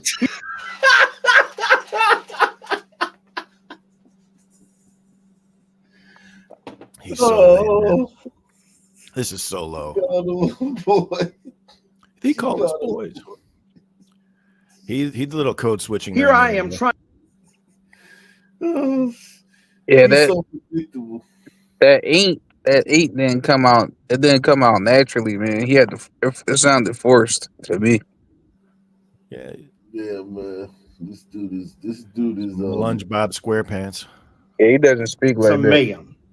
I ain't tried to hit on this woman on no day.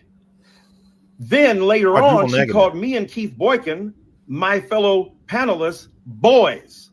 So here I am trying to be nice to her, to be gracious to her, to compliment her, to suggest that she was, a human being, that she had been wonderful. A beautiful human being that I would like to boink. Yeah. I said she looked gorgeous that night. Now she's trying to turn this into me hitting on you. She removed the heart. What These the are fuck other do you people think that I've hitting on interacted with me? recently, my friends. Some of them. My friend Allison, I said, nice, you look gorgeous. Look out, Texas, here she comes. Talking about that. Nell Painter, a world-renowned historian. On her Instagram, I posted, after she posted about, she's a Mary Ellen von der Heyden Fellow in Letters of the American Academy in Berlin. In public, I said, gorgeous and brilliant all at once. A heart with... He's fucking... He's doing too much. You wouldn't have to do... This should have been a minute to 30 seconds. Did you say he sent the heart? What he's... But this is a particular point that he's bringing up here, though. It's kind of his version of her allegedly calling him boy. It's like, yeah, you can say to a lot of women that you deal with in the business, and you look gorgeous. It's a compliment. Women love to hear that. And he's using that as the reasoning or the explanation for why he did it with this woman. He's downplaying it in the same way he was upplaying the boy thing. He's using the same tactic of just sort of amplifying or diminishing the context of the word. Yeah.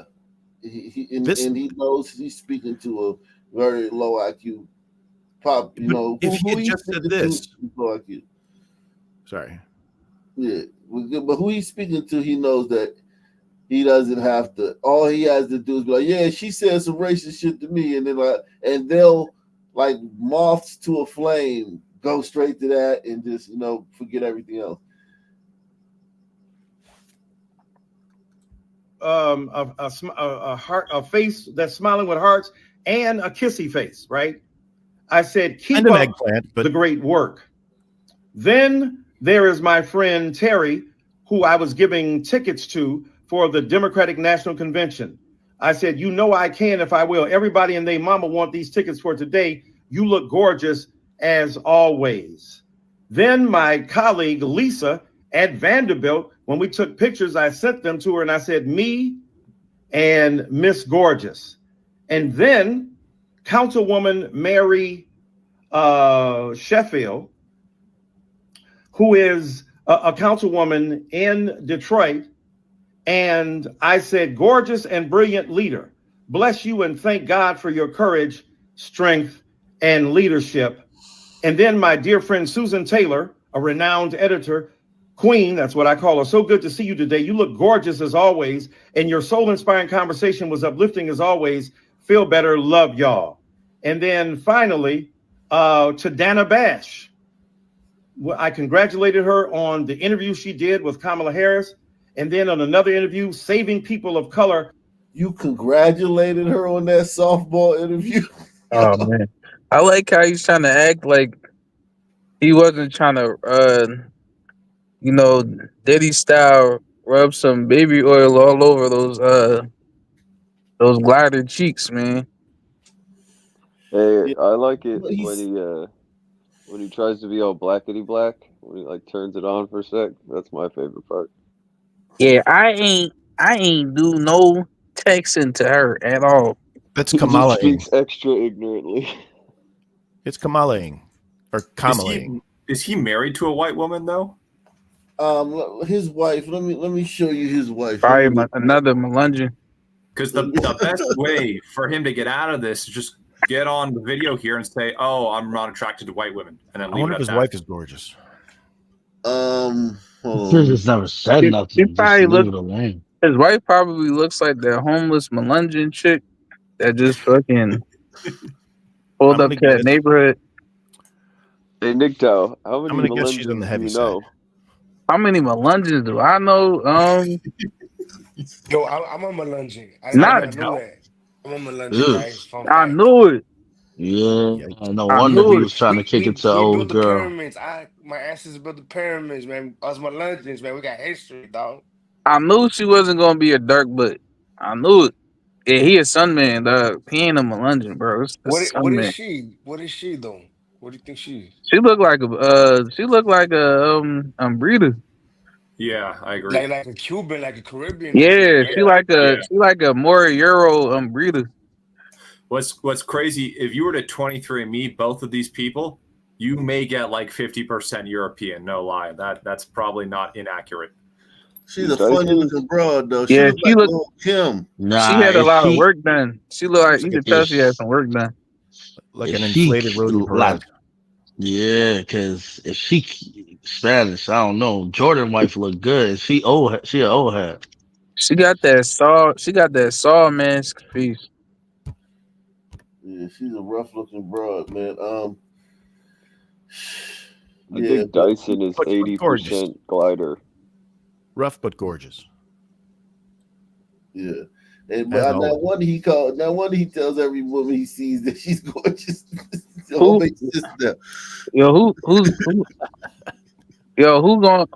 a baby oil that on the panel? Baby oil. Good. Y'all good? Yeah, I'm Gucci, man. I'm hood. I'm hood, my nigga. Saying people are eating cats, that's racism. I was quoting her. I said, thank you, Dana Bash. Besides being brilliant and courageous, you also look gorgeous. And then I put a power hand and a smiley, a face with hearts. Did you put a kissy emoji? Yeah, you put hearts, bro. You were flirting, bro. Hit Niggas on send that heart. Nancy Mace. I often acknowledge people's gorgeousness and men's too by everybody. Oh. So my point And now he's is just that a this is creep. a woman trying to exploit a situation, trying to pretend as if I was trying to hit on her. She literally has that text exchange that I read the whole of it to you. I ain't trying to holler at her. I ain't trying to be with her. I have not dated white women. Not that that's a I have not dated white women, but your wife is like, you act like your wife situation, trying to pretend as if I was trying to hit on her. She literally has that text exchange that I read the whole of it to you. I ain't trying to holler at her. I ain't trying to be with her. I have not dated white women. Not that that's a problem. All three of my wives have been 7 to 11 years older. What? What the fuck? The fuck they gotta do anything? Yeah, this dude's nuts. I like how he's covering his tracks. He's I wonder if he's gonna get me too. He said I text men that they're handsome too or whatever, so he can be like, yeah, you know, I'm not just hitting on her. This is what I do with everyone, you know. I just call them handsome and compliment their looks and all that shit, so it doesn't look as, you know. Y'all want to see Cornel West's wife? The other Cornel West, the other, you know Cornel. I told you, right? I told you I met him. I met him in the mall. She gotta be a Melungeon. It'll break my heart. Cornel West's wife. Hold on. Where is his wife? Please don't be a glider queen. Please be a. You know, of course she's a glider queen. Yeah, he's the one that was running for president who's insane. Yeah, exactly. Yeah, his wife. Yeah. He's a whole chap. He's a whole son, man. Let's see. Please don't be a glider queen. Anything but a glider queen. It's definitely gonna be a glider or a Melungeon. I'll put money on it. It's gonna be a red bone. It's gonna be it's either gonna be light skin, Melungeon, or a goddamn glider queen. I knew it. I fucking knew it. No, it's not. She's like Middle Eastern. I think she's Middle Eastern. That's a glider, Middle Eastern, some sort of thing like that. Yeah. Man, that has North to Indian. She doesn't look like a pure glider. He does. She look like a fucking glider all the way. What do you mean? We need a better witch. Yeah. She like take out a potato. We need a better resolution picture. She like the Wicked Witch of the West. Yeah, Get the paper bag out. she's a temptress. She's captured these men. We got Cornel West is even whiter than Dyson, to be honest. Oh no, yeah, she look like a glider. That's a glider. That's a I'm glider. getting more Middle Eastern now. I would say Middle Eastern. I would say she's a middle. She's a goddamn from that region. Yeah. She's a Persian. It could be Jews crew. But she ain't black. No, she ain't black. I mean, she ain't black. Yeah, for she this ain't purpose, black. For this purpose, what is the difference? She a glider queen, bro. Yeah, For all no intents doubt. and purposes. I wonder what her last name. Yeah, no doubt. For him, all like, the shit he talks. yeah. For him, it's like, yo, He probably be gassing up the sisters too. You're Ebony Queen. You created the world, sister. That's him.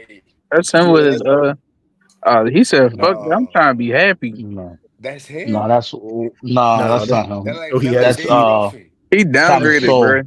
That's He Dave Simon Ruffin. Soul. His teeth. Oh, that's Soul. Okay, his chick was hot. Oh, that's Soul. Who's That that? from the Soul? 1950s. Nah, that's Yeah, Soul. that's Simon Soul. It is. I mean, Oh, both them niggas got afros with glasses, so I can't tell. I don't know. That's Cornell West, man. Why are his teeth Soul. straight? Why are his teeth straight? I don't understand. Did he get kicked at the age of 40 by a mule? He looked like he in the NOI or some shit. Like he sell bean pies on the corner. But I would He like definitely he's take her singing doo over. wop in the corner. See, that's him. Temptations. That's him. His teeth got jacked up over the years, man. But how you develop a get like in your mid 40s? Well, over the years, though, your teeth do get like I got a tooth on the bottom that's moving, man. I mean, your teeth do move over the years, Yeah, they like do. as you They get do. older. Yo, there has to be a study done on why like people that are pro son, they don't typically be with sons. Like they gotta do we gotta cut these dudes' brains. I remember that one fat prick that would be on MSNBC all the time talking about the Constitution is outdated and Brian racist. something. Yeah, we gotta cut that son man's brain and study that shit. Yeah, all of them, like even the women, it's almost like more. Even the women. Look at Mayor Beetlejuice. This little whole glider queen, bro. Like, yeah.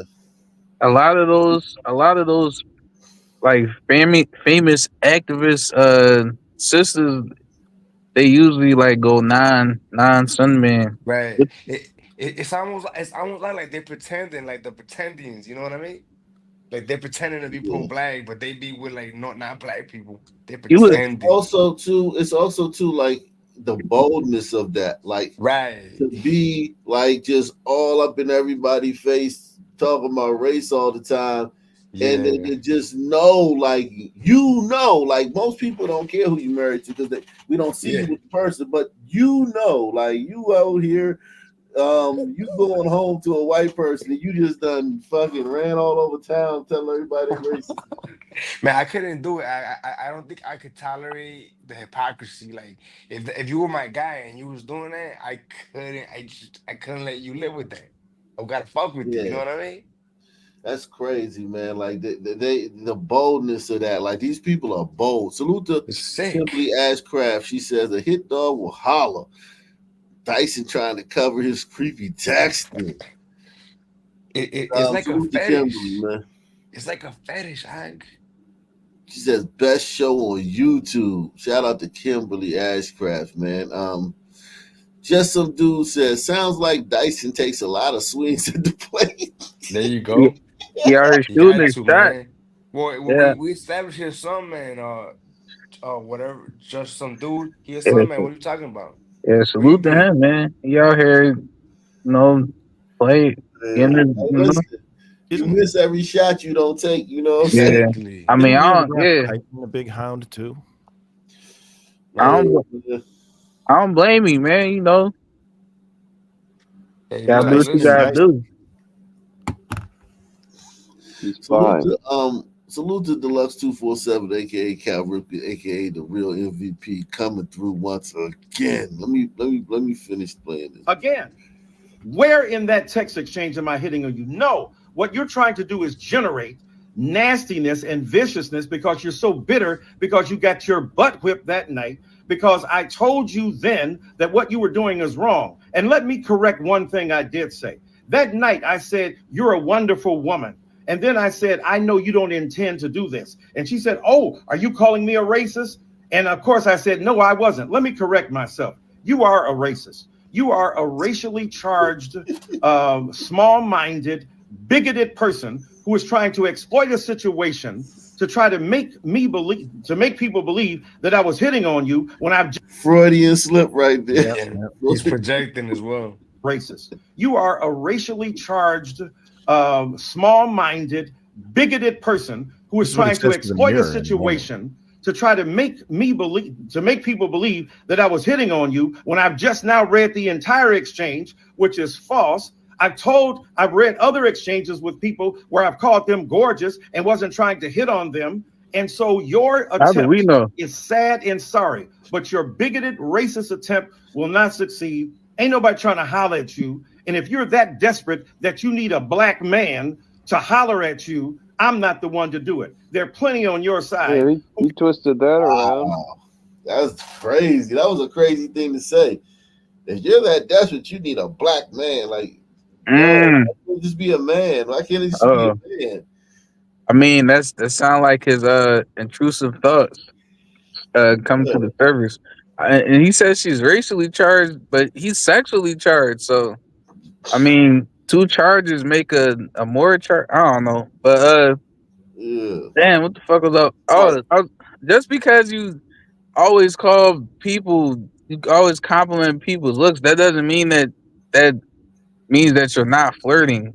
You could just be flirting with everyone, like constantly shooting your shot. So I don't think that proves that he wasn't trying to get his fuck on. They can both be right. He might have been hitting on her, and she might have, been trying to take advantage and make him, pay publicly for something. Yeah. Well, here's the thing, though. Like, when you call somebody racist on TV, like he said, I didn't call you racist. I just said that you were evoking slavery, and like he basically called her 10 times worse than a racist, right? So it's like then the person's taking pictures with you and shit on the set, and then after the show you get a text from them, and it's like all this shit, and then it's like because usually it's like, hey, thanks for doing it, all right, boom, boom, and it's over, and then they text back again, and it's like, oh, you again, like, oh, what's up? And it's like, yeah, you beautiful, and don't tell nobody, and it's like, yo, man, come on, dude, stop it, man. You can do that, ma'am, but you got the wrong brother in me. Again, vicious, misleading, lying, distorting, and trying to pretend as if somebody. He's a professor at Vanderbilt. A bunch of white students gonna come out and start, and defending him. And like, no, they gonna come out and be like, yeah, he was inappropriate with me or some shit like that. Watch a bunch of. It could happen. When this shit happens, it emboldens people who probably would have been like, "Oh, this is Michael Dyson. I can't say nothing about him being inappropriate." Yeah. You know what I'm saying? Well, what about the gliders that feel the need to defend some people? You know what I mean? Well, I mean, they're always going to be there, but this one right here, he gotta walk this dog himself. He can't nobody walk this dog for him, man. He's trying to holler at you when that's the furthest thing from my mind. My mistake was being gracious to you, of trying to say, oh my God, we are opposites, but we can still be gracious to one another. I can still compliment you. I can still say nice things to you. There was no attempt to do anything but to be gracious to you. But you have proved to be what I said you weren't. A vicious white supremacist racist who is incapable of accepting the generosity and kindness of a black man. You are a sorry. He's gonna say black man. Oh shit, man. Some dude named Millionaire Bachelors in the back. Okay. He sound like a porn bomber. I'm not sure. Yeah, probably so. This dude right here, this guy right here says, sounds shaky. It can be interpreted as flirting. Don't put yourself in compromising positions. It says, too bad Mace has receipts. This one says, I appreciate the context. It does matter and makes sense. He should stop calling every woman gorgeous with kissy lip emojis and just keep it professional, or this could happen to him again, especially if he hasn't established a rapport with them. Nah, even if you establish rapport, kissy lips and calling women beautiful, that's always flirting, bro. When is that not Every flirting? time. Yeah, no doubt, no doubt.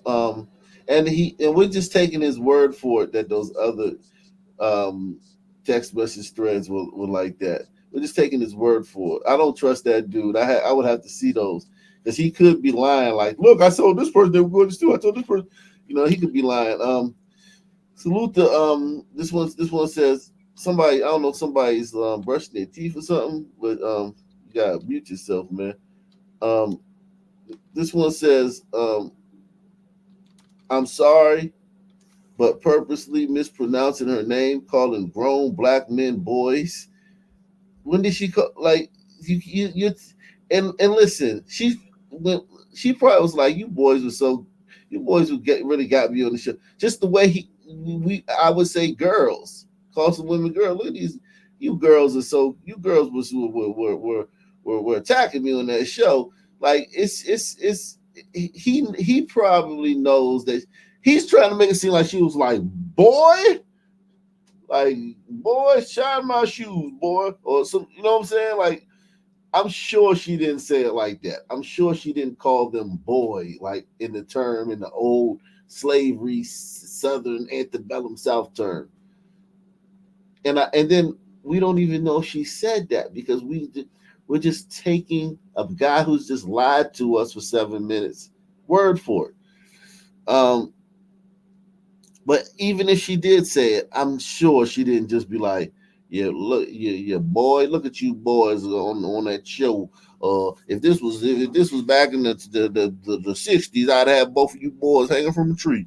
Like, come on, man. Like, you think we're stupid? Right.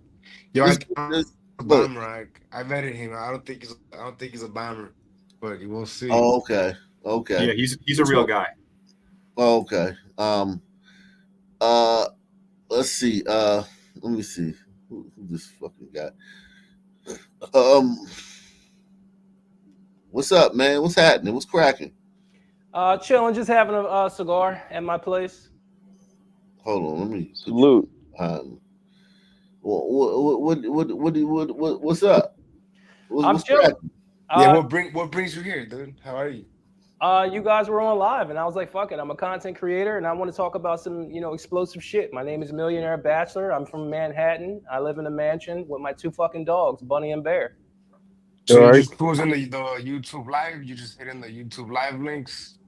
No. So what I did was, when you go on YouTube, you can like filter on live and see who's live. Yeah, right? exactly.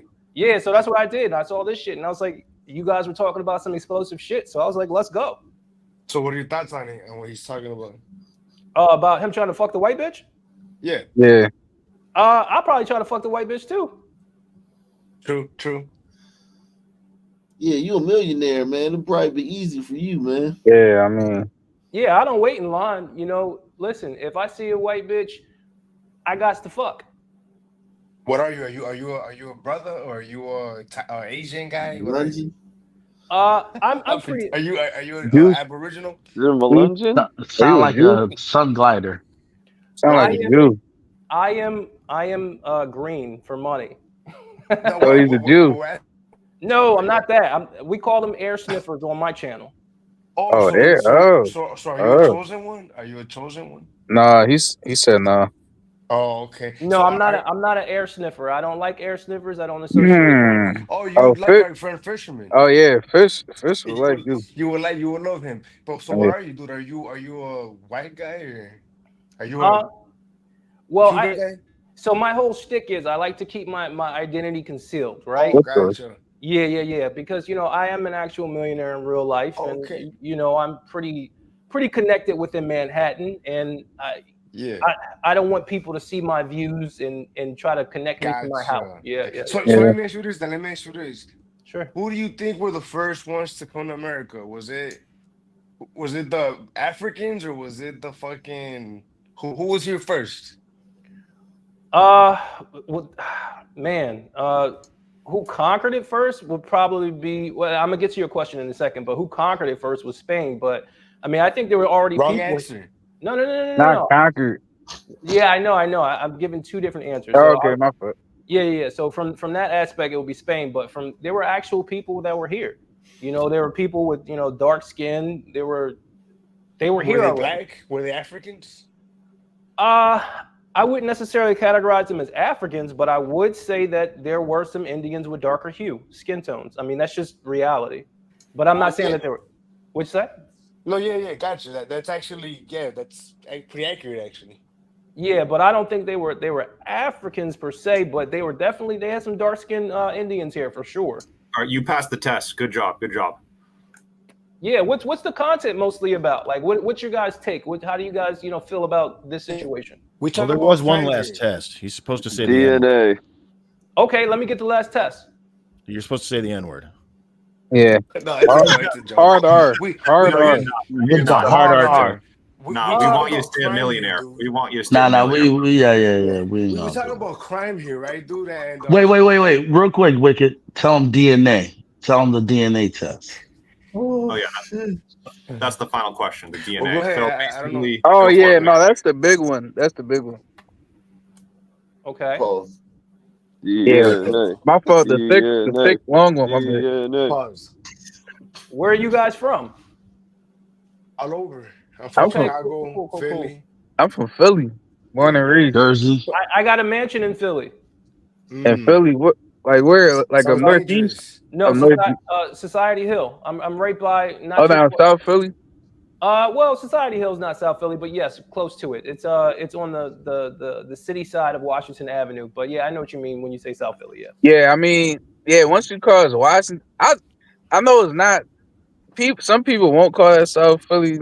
Like they'll just say that's an extension of Center City. But I mean, I don't. We can move this along. If you just list every city you have a mansion in, and we can just tell you whether or not we live in those cities. I mean, DC, New York, and Philly. Well, let me used to live in New ask you York. this. Let me ask you this about everything you just said. In all those cities you mentioned, right? Yeah. Who's committing crime over there? Like, who are the ones that you eyeballing it, right? Just like Good test, Wicked. who's committing crime? Well, I'll tell you this. Who's killing people? Who's robbing people? Violent crime. Who's committing violent crime?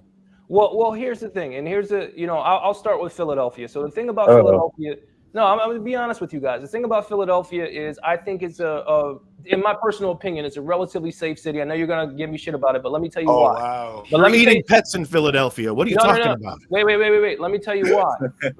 let me tell you why. The reason why is because when people kill each other in Philadelphia, they know each other. It's very much so, I know who I'm killing. Whereas though in Washington D.C. So wait. I don't know. I don't know. You're starting to fail. You're starting to fail because what about who hurts majority of senior citizens? Let's see the real test now. I mean, of course, it's going to be black people. Yeah, of course. There we go. Okay, all right. But wait, leading the witness. Don't lead the witness, man. Let him say. Yeah, of course. Of course. No, but let's be honest. The real question is, why do you think they're doing it? Is it because of culture? I'll tell you why. Like what? Why? I'll tell you why. The reason why they're doing it because the air sniffers. You guys know who that is. Yeah. What they've done. He love fishermen for real. What they've done is they've systematically broken down the American ghetto, and they've done it through music. They've done it through media, and they've also done it through relationships. And I'll break it down.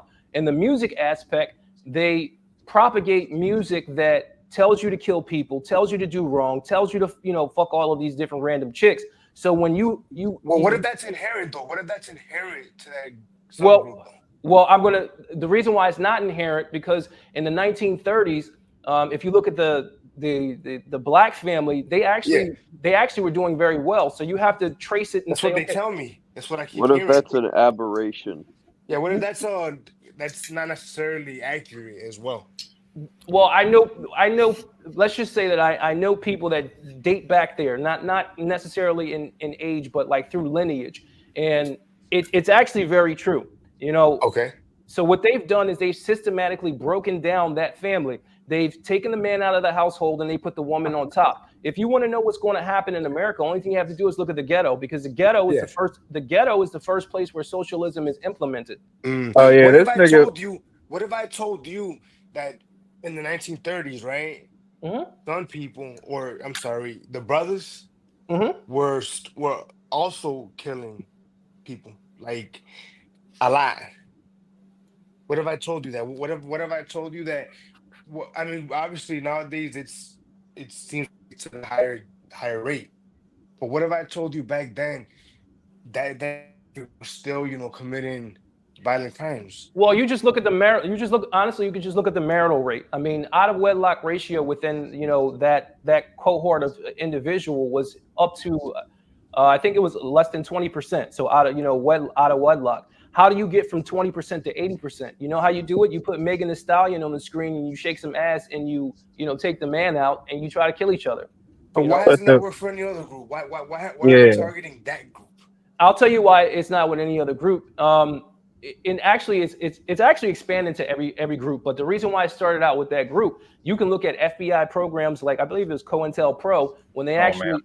No, I'm Jesus Christ. I'm just. No, being, go ahead, millionaire. So what they did was they partnered with the cartels to distribute large amount of drugs. With the Hispanics. Listen, the reason why I know this. No, wait. The reason why I know this is because the reason why I know this is because I know individuals that got those drugs, that sold those drugs. You just know everybody, don't you? I'm actually from Philly. I'm actually from the major cities. So, I saw the shit go on. Did they drop off guns in the communities too? I don't know about that one. I All don't. right. So what I'm understanding is, if I understood you correctly, right? The white people teamed up with the Hispanic people and brought drugs into black people's neighborhoods to destabilize. No, it's not white or Juice crew. It's not white or black. It's the air sniffers. Okay, and so the air sniffers, the juice crew, manipulated the Hispanic people to bring drugs into black people's neighborhoods. Let me ask you a question. Who owns? I mean, who started the air sniffers? Who started the NAACP? The air sniffers. The air sniffers. Okay. Who's all the lawyers? Who's all the bankers? Any question you ask, the answer is going to be air sniffers. Yeah, it's going to be air sniffers. This is what I'm trying to say. They systematically did this, and you can tell that they systematically did this because they're rolling it out to all the American people. Homosexuality, they're pushing it. Degeneracy. Sure. Have you ever heard of this one book called Negroes in Negroland? No, I don't read books about That's Negroes. a good. That's a good book. That's a good book. Let me tell you why. There's this book, right, where white people, not Juice Crew, but white people who were explorers, adventurers, right? They ventured into Africa, and they different white people that didn't even know each other documented what they saw, right? They wrote it down, and somebody put them all in a book, and this book discusses just customs, right? That in their own right kind of seem similar to today. The disregard for life, the not valuing human life, and the savagery, their ability to like make up things, believe in myths and all sorts of bullshit. Like, just they were basically like not even human beings if you were to compare them to a white person. So how do you explain that? Was that also the Juice Crew? How they were behaving forever? No, I wouldn't attribute it to that. So the only thing that I attribute to the Juice Crew is literally things that I've seen, with my own eyes in terms of socialism growing up inside of an impoverished neighborhood. I definitely am not there anymore. I'll never go back, and I made it out. But I've only made it out because I was aware of my surroundings. Okay, you can't embody this music because they're telling you to do fucked up shit. But how come I did? Right. What'd you say? I just and I'll tell you. Hold on. I come from a situation where my mother's country was dealt with a bad hand. I still think it would have been fucked up regardless because they're Sunni. I know that. So from Haiti, they were dealt with a bad hand. Whatever, they got their independence, whatever, and signed a bad treaty to France. Still, and then Europe and America didn't want to do no trades. They still would have been dealt with a bad hand regardless because they just don't know how to operate. Right. Well, I still think so. I'll end my part with this, millionaire. we are being on this channel, and welcome to Ike's channel. Ike is the guy that's maybe he's hanging out up top. But this is what I've come to understand, right? Different groups behave very behavior patterns, right? So the Hispanics, right? The Mexicans, let's go with the Mexicans, right? They engage in behavior patterns that are consistent, right? They're almost predictable. The white people, the same shit, right? The Jewish crew, same behavior patterns. You know how you say, oh, they're lawyers and they're bankers. Yeah, behavior patterns, right? You could apply that to the Asians, right? Of the Chinese, right? They engage in similar behavior patterns, right? Now we Math, good math, good math. Here we don't, yeah, for example, and here we don't, and at least I think I can say this too. We're not arguing that one is better or worse necessarily. We're being objective. We're just being, I guess, I mean, obviously, killing people is not good, but um, then they're just different. They just behave differently, and they behave similar to each other. Do you get what I mean? So if a black man, right, for example, just has this like he can't control himself. He just has to go for them bitches. Go get. Oh, she's just an ass. You gotta go for it, right? Um, and that's kind of consistent. And obviously, not every single songman is gonna behave exactly like that. But I think it's fair to say, and if anyone disagrees with me when I say this example, some man he just gonna go for it. He sees a thing he was gonna holler, he's gonna shoot a shot. You know what I mean? I'll say And that, an but Asian guy might not. But here's the thing. When I'm trying to lay out, and I've only got through one point, which is the music. Allow me to lay out my my opinion on the situation, and then let's chime in on it. So the first part, is the music. Obviously, who owns the record labels and who's pushing this music? We all know who that is. When you look at when you look at the media, there was a show in the 90s called Urkel, and the individual that was intelligent, that person was deemed as what? Lame, a loser. So what that does is it turns the mating practices of those people upside down, because none of the women want a lame. They want who? Are you saying that before Urkel it was different? It wasn't as much of a stigma. Like, you have to understand that we're controlled by media. Even if you look at this algorithm, what brings us all together right now is called an algorithm. The first algorithm that was employed was music and the TV. Now that music the TV is not as prominent, they have the algorithm online. And what does that do? That still locks you inside of a thought pattern. The watch time that you guys are watching, they don't really tell you to watch other things. They only project to you what you're watching. So they're doing the same thing over again. You just don't understand that it's happening. And the decentralization of America is happening to everybody. I walk down the street right by South Philly. The 3rd Street projects, the guys from Philly. Yeah, you talking about 4th and Carpenter, stuff like that. Yeah, so I walked by there one day and I was amazed. I saw an Asian family in the projects. And then I said, what the fuck is going on? Years later, more Asian families. Now, everybody is saying, like, well, Asian people are really smart. What's going on?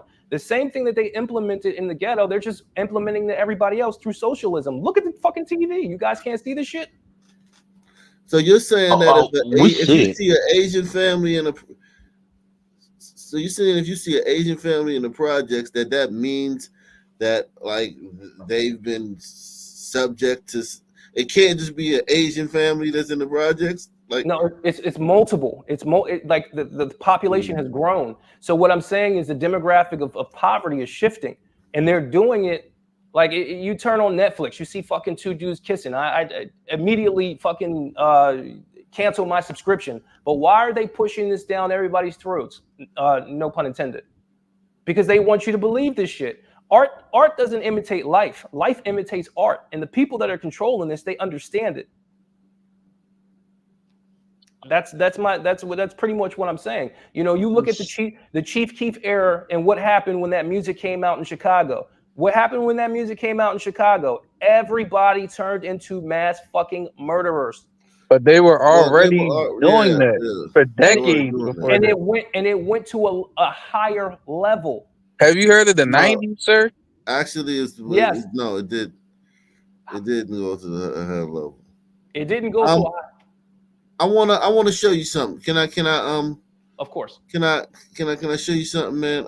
And before you show me that, I just want to say one thing while you pulling that up. The same tactics that were used is the same tactics that I use to get rich. So that's how I know what the fuck is going on, because I'm using the same fucking tactics they use when it comes to marketing and targeting core audiences. But go ahead. But who you voting for? Trump, of course. The fuck? I don't got a pussy. Okay. Can I ask one question? I think the best question. I want to ask a question too, please. Sure. Yeah, let me get one here.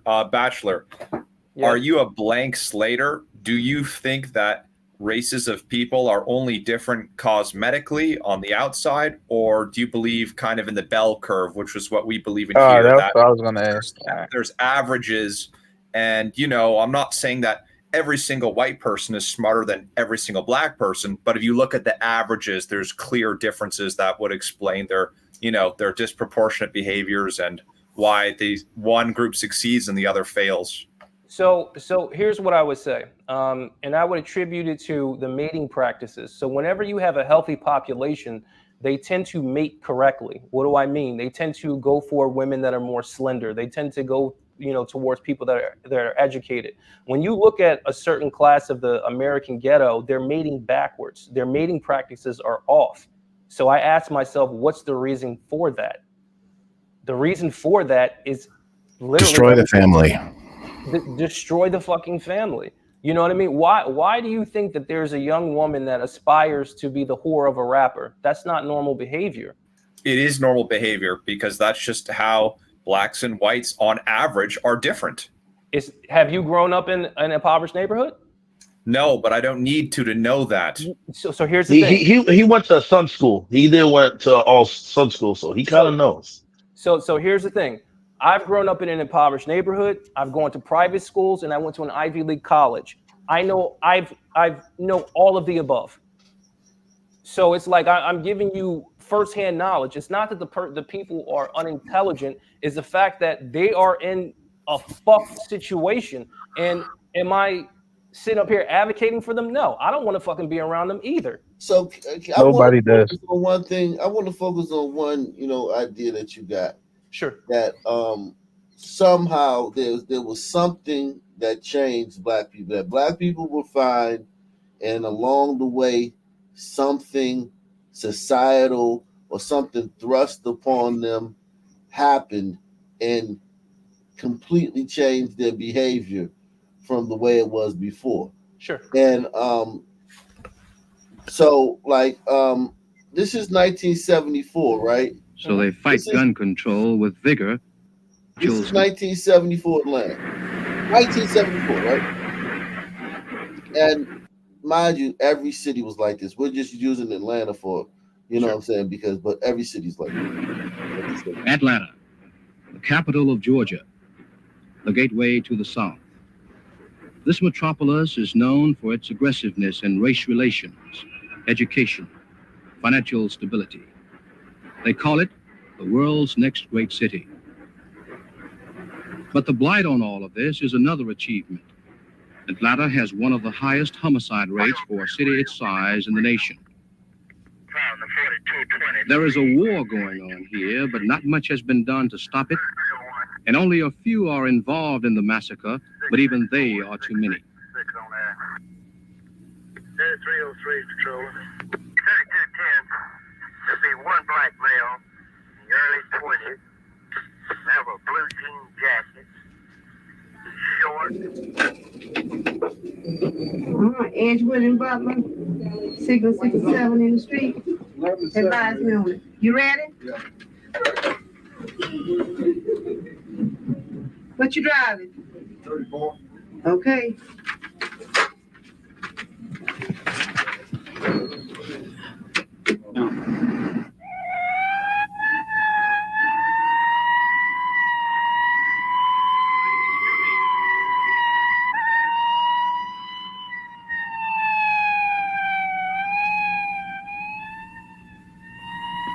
For most of us, the urgent sound of an emergency vehicle is just a noise we hear in the distance. And the only acknowledgement we give to that screaming sound is a sometime comment, "I wonder what's happening over there now." But for too many of us, that heart-pumping sound is all too familiar. For some of us know it is coming our way again. With few exceptions, the victims look the same, they are black. With few exceptions, the offenders look the same, they are black. And the trouble is in the ghetto.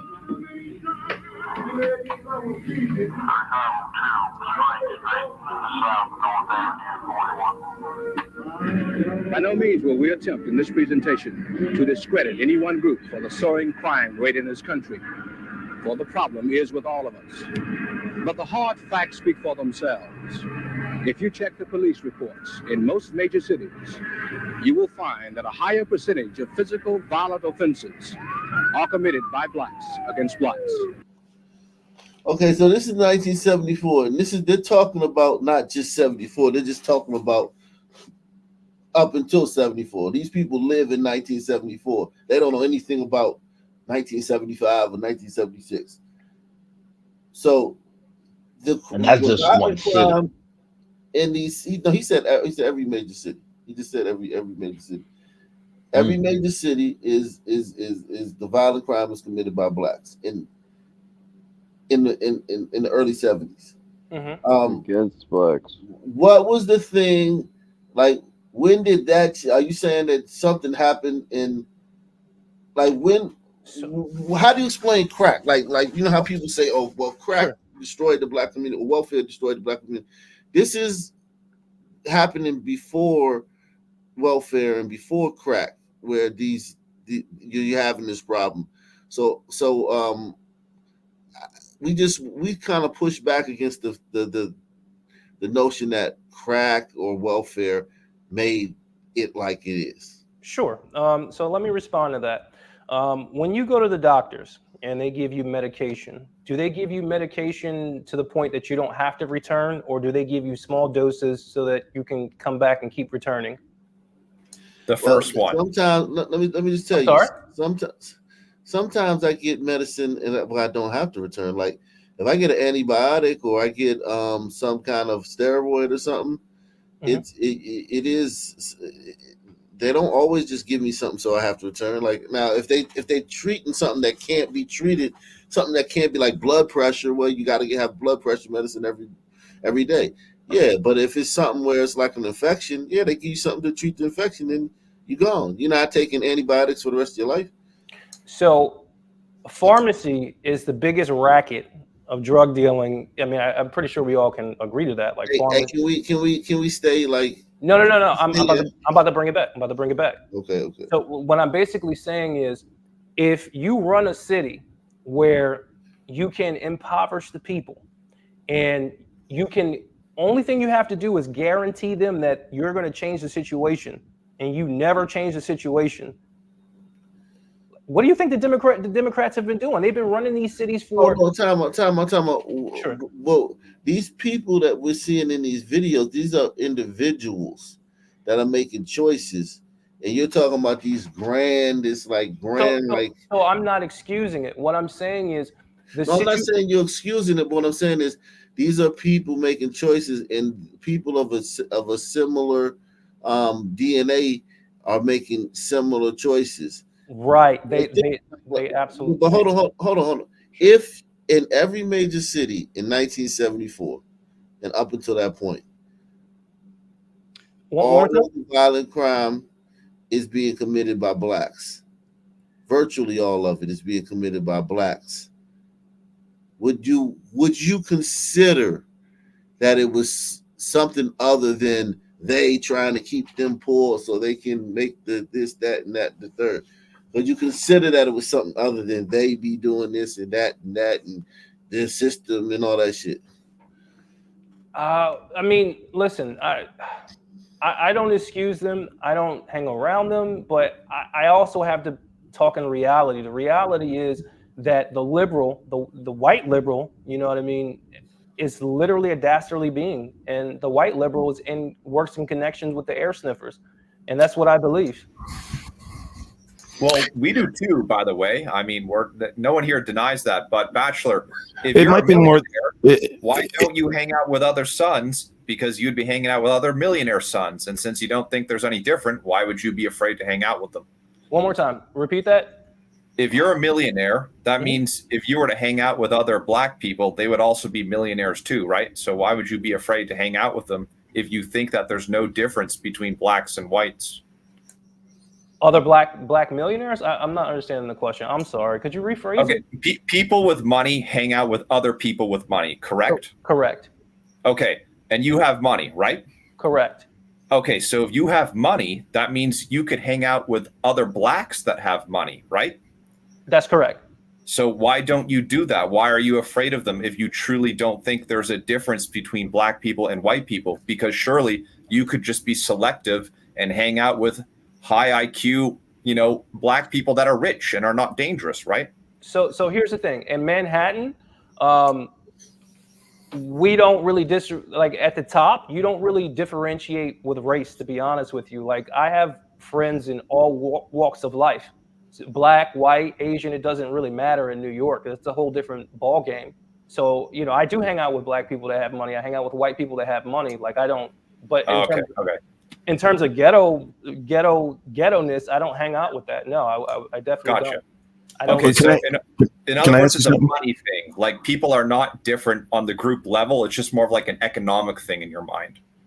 I mean, just from my own personal circle, like, I know some talented people of just all races. Like, that's just that might be just a New York thing. Like, when you're at the top, like, you're hanging around like the people that are really high IQ. Hey, let me ask you.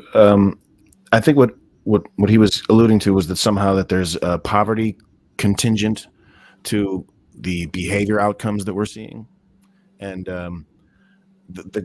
my response or question to that would be, well, why don't we see that same sort of crime rate and violence rate in the other poor communities, immigrant communities, rural Appalachia, Mexican poverty communities, Southeast Asian immigrants when they were here? Why didn't we see the same kind of crime and behavior? Because that's not pushed. That's not what's propagated within their culture. And why? What'd you say? Why isn't it propagated in their culture? That's the real question. Because you got to understand, like, whenever somebody creates if you're signed to a label, right, a record label, and you create a song. Yeah, but this is 1974. The only labels was Motown and shit, man. Come on, man. What you talking about? So 1974. What was the rate back then? What was the crime rate back then? It was high from Newark to Detroit. Come on, man. So I just still way higher than that national average. Right. So I just want to get this understood. You believe that nothing in society would influence a person to behave a certain way. You just believe that that's who they are inherently. No. I don't. Maybe they do. I don't know. All of it can be factored in, but there is an overwhelming percentage of the trait that seems to be based on little more than DNA. Okay. For example, IQ, inherited IQ. Lower IQs tend to lower IQ people tend to develop more behaviors that we're talking about. They tend to be impulsive. They have problems putting the logical linear effect of hard work now means success or rewards later. There's basic things that don't happen in the lower IQ. Gratification deferment. And the reason. Empathy. The reason, orientation to the future. They can't process the future like how those are all feminine traits. And who nah. What do you mean? Women look, hear me out. On average, my mother's country, Haiti. On average, the Sun Man IQ is 67. But there are smart people there. But on average, it's 67. That's it. It happens. It happens. I understand that. Hear me out. Before you jump in, hear me out. What I'm saying is the traits that you just described are female traits. They're traits of an individual that thinks about today, doesn't think about tomorrow. Why do women hold 80% of the consumer debt? Because they don't think about tomorrow. And what I'm trying to elaborate is that the mothers are the head of the household in those neighborhoods because they've ran the black man off. The black man doesn't want to deal with the black woman. their culture, their family culture is completely built on and around the woman. You know. Exactly, which is a horrible thing to do. You know what I mean? In order to survive in America, you have to be led by a man. You have to be led by your father, or you will be emotional. So their whole culture is just fucked up, from the way that they mate, from the music they listen to, from the television they watch. It's just all shit. Yeah, but here's the thing. What do you think? My hypothesis is that people create the culture rather than the culture creating the people. Yes, life imitates art, but you have to ask yourself who has created it. Now you can the people who are doing it. You like for instance, take hold on, just take course. take anywhere in the world where you see black people. You have you traveled? Yes, sir. Okay. Where's that? Give us, if you had to say, all right, here's proof that debunks whatever you're saying about DNA or about people who will say black people can't create even a functional city or have a town that's functional. Where is that town so that we can know, so that we can kind of research that that would like debunk that myth that black people are just completely dysfunctional wherever they are in the world. As soon as a black man gets with a white woman, his life changes. Like it changes from heaven to hell. This motherfucker starts doing taxes. But I ask you a question and like how about this? I'll ask you again. In your travels, have you come across a place where there's been a huge black population and black leadership that place rivals European countries in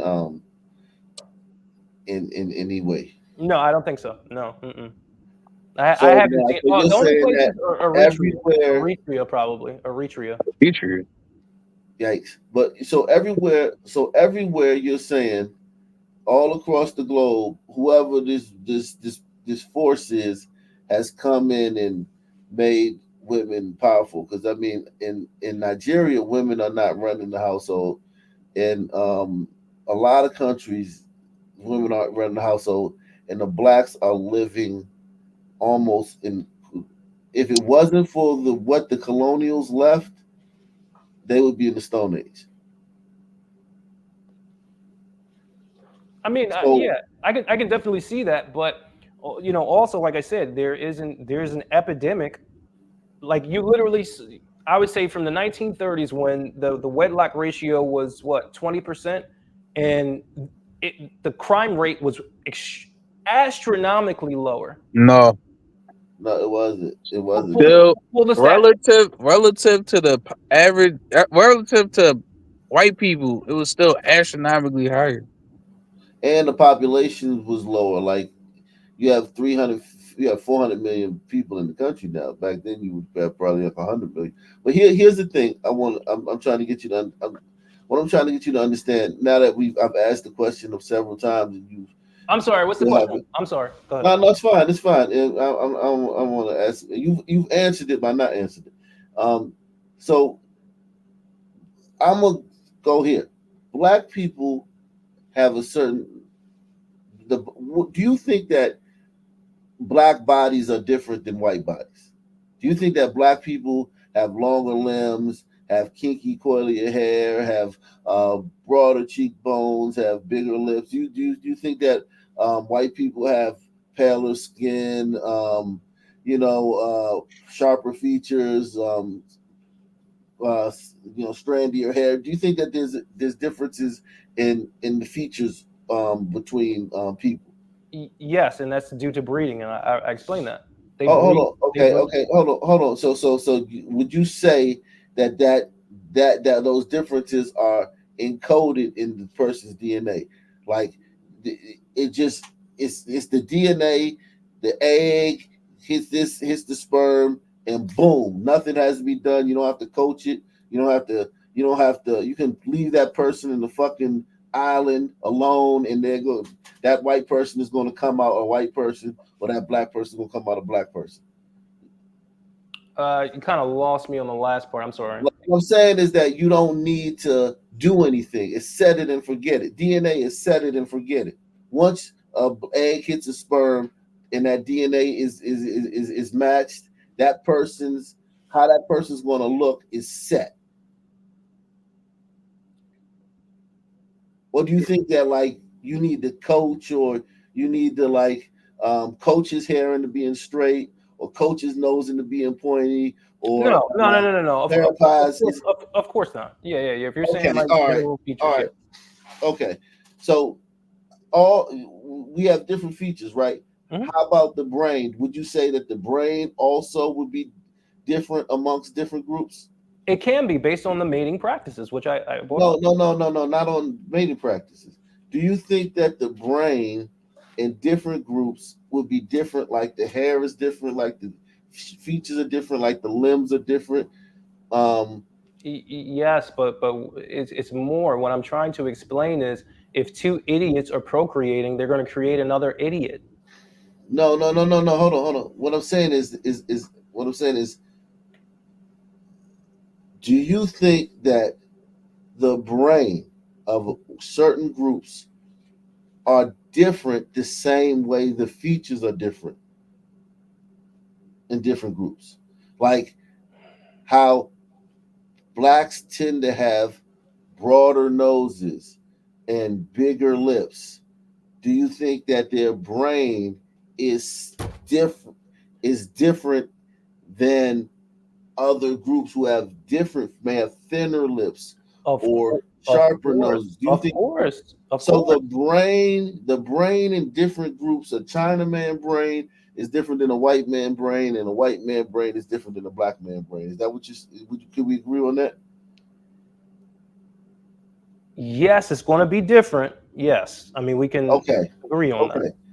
Okay. So if the brains are different, the brains being different, do you think that being the command center for the body, do you think that could be the reason you see different outcomes in communities of this group or versus communities of that group? 1000%, and that's why I said that the mating practices are backwards.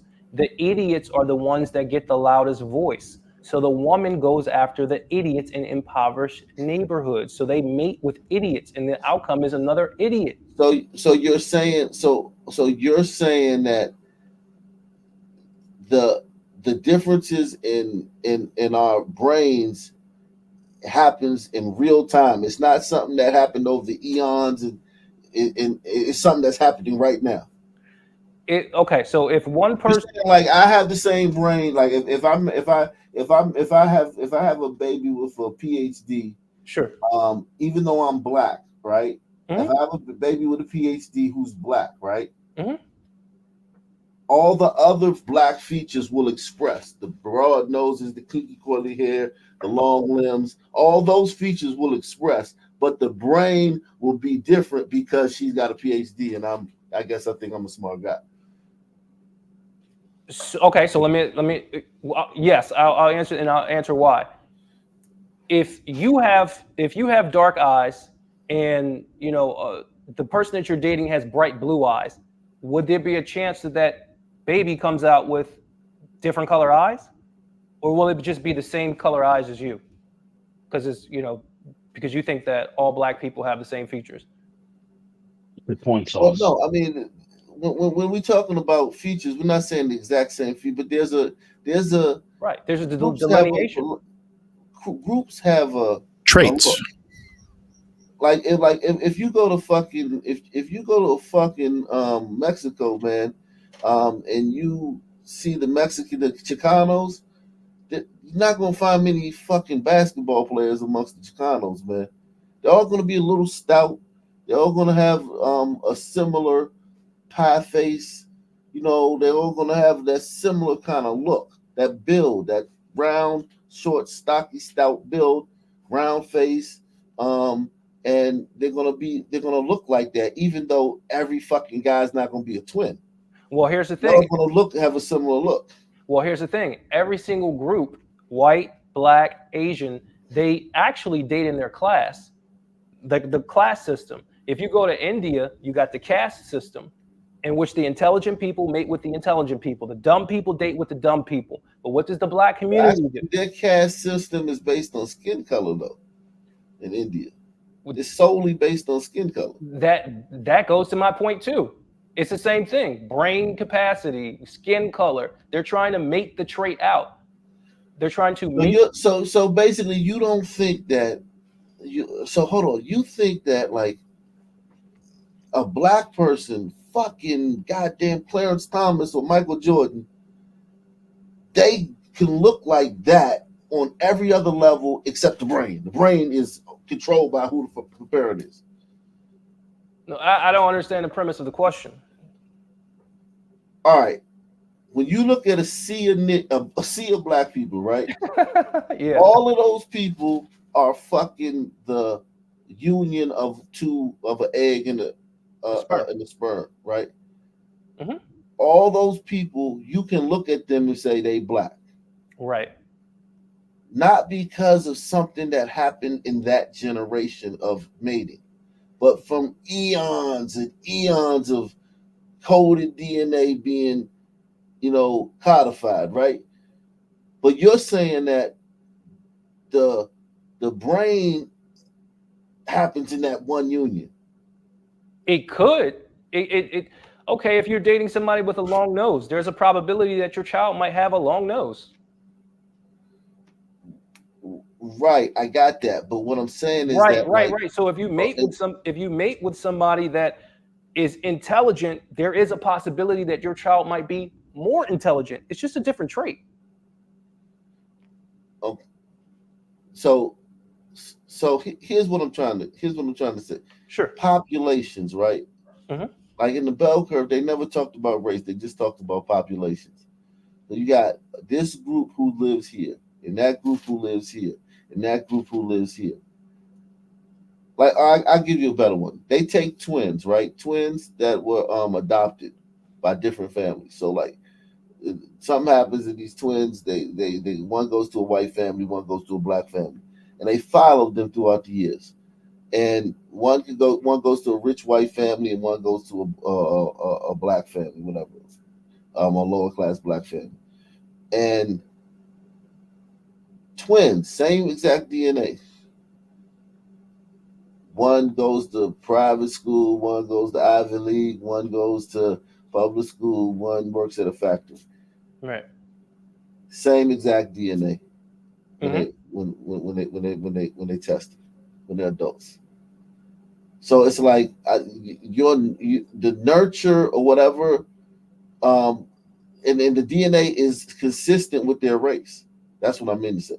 The DNA consistent with their race. The DNA consistent with their racial group. The DNA on the same spectrum as their racial group. Even though they were raised in disparate conditions. You rarely see outliers in DNA. In not DNA, IQ. That's the word I meant to say.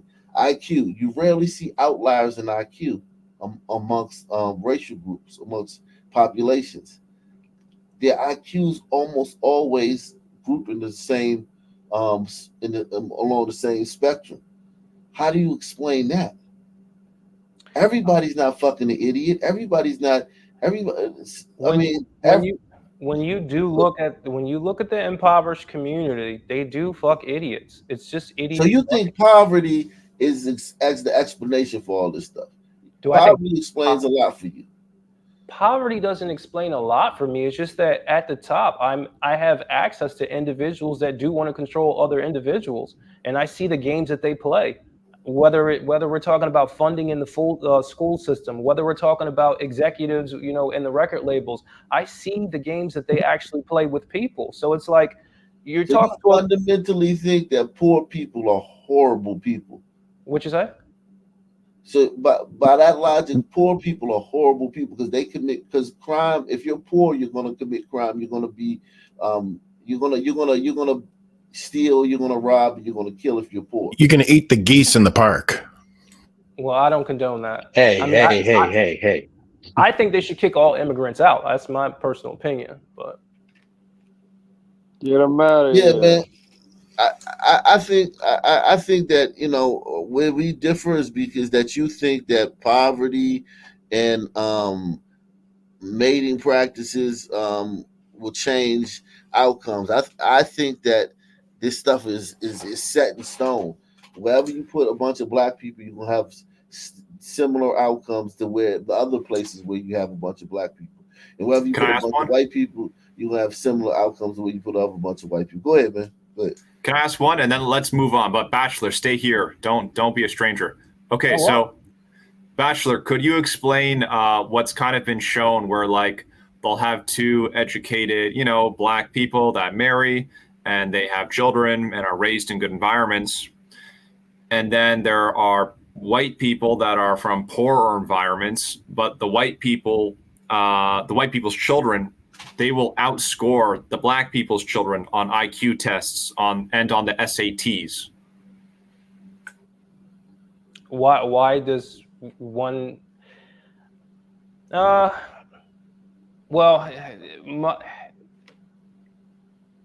my reasoning or my logic behind that is just that the motherfuckers that claim to be intelligent that's black just aren't. No, like these are doctors and shit. Like we have measurements to believe that they are in fact smart. But most of the black doctors are there from DEI. Okay. Well, historically, historically, like let's just take a black doctor who you do have to have the persistence to go to med school. Like whether you're there, let's put it like this: DI is a relatively new thing, right? So, and then you had affirmative action before then. But to say that all black doctors are there aren't really as smart, because like that's kind of like a cop out. I feel like what you're saying is a cop out. Like everybody knows. I think the doctors back in the days really earned it. Now the doctors now, I'm talking about back in the days. This is what I could say. The doctors back in those days in the early 80s, they earned that shit. Yeah, they earned that shit. The doctors now. No. Here's the thing.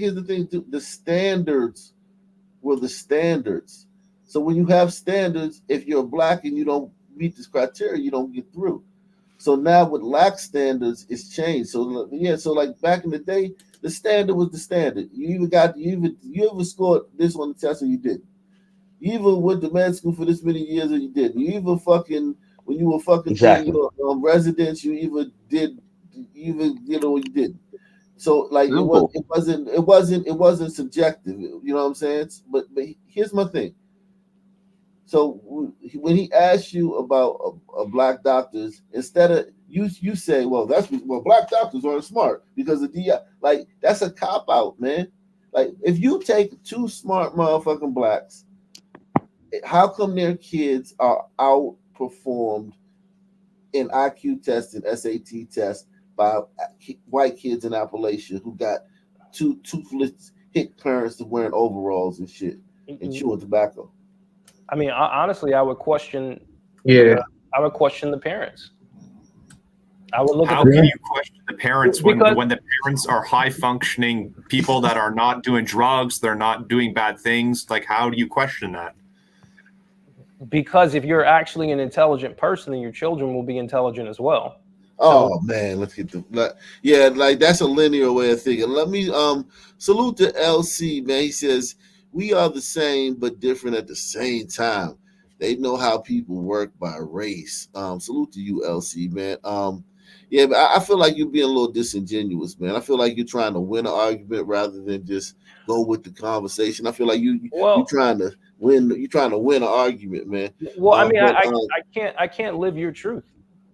No, it's not about living my truth. It's about like when you ask the question, it feel like you're copping out. So like, the thing like like if you was living your truth, you would just answer the question. You wouldn't try to like cop out. The thing about Millionaire Bachelor is I don't hold my tongue for anybody. So if I felt a certain way, I would say it. Hey, Millionaire, are you a Sun man? Who? He doesn't say he's not a Sun man. He's a glider because you can. He's definitely white. You can tell by his voice. He's white. He has no base. How great would it be after all this time on the show, he then put up porn and jumped. No, I wouldn't do that. The long game. He playing the porn long game. No, I wouldn't do that. I wouldn't do that. Yeah, but it's just interesting, and you know what? You seem like, and I don't mean to insult you, sure, but you seem like a liberal to me. Like I mean, like I know you got the The conservative, New Yorkness. but you see, yeah, maybe that's what it is. When you reek of liberal. It's like it's just oozing off of you.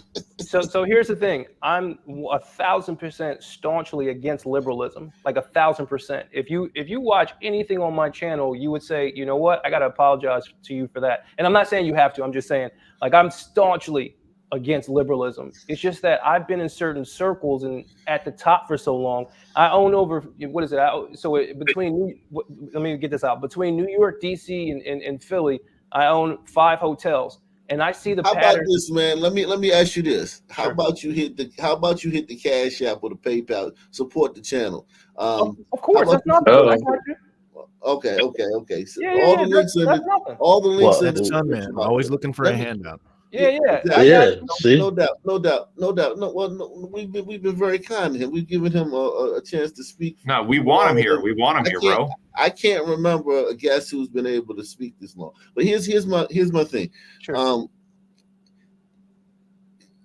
To me, you reek of a liberal, and maybe you're a reformed liberal, and you're fighting the liberal demon, but your inability to recognize the differences in the groups and be comfortable with it is giving me liberal vibes, because you're so uncomfortable with the idea that there could be differences between the groups. Well, no, I'm definitely not a liberal. Like I was trying to get to, like I own, over 5 hotels between these three cities, and I see the pattern based on race, and so I see it from a data level of actually real time seeing people, and also growing up in these areas and not falling prey to the bullshit. So I'm just talking from that perspective. In terms of liberalism, I don't agree with it. I'm just not. I would never be a liberal, at all. Can I do one more? And then let's continue. He just said you reek it. Like it's kind of, you smell it, but you just gotta take it off of you or something. It's literally a New York City thing. Like let me ask Bachelor and Nuke, and then let's continue. Okay, so Bachelor, given everything we just talked about, sure. Do you believe that some people or Africans were like the original people? In other words, do you believe in out of Africa theory? I don't believe, honestly, to say the truth, I don't believe the media when they say that. I'm not talking about the media. I'm just asking you, do you believe that, mankind, we basically came from a common ancestor that, had like an ape type of thing. And then people lived in Africa, and then they migrated around the planet, and that's how the planet was populated. Do you agree with that? No, I don't. You don't? What did happen then? I have no clue. I haven't really thought about it. Okay. Okay. Well, all right. Well, I agree with that, and I think most normal people do. But do you at least agree with this, that there was only one point of humanity, one origin point of it?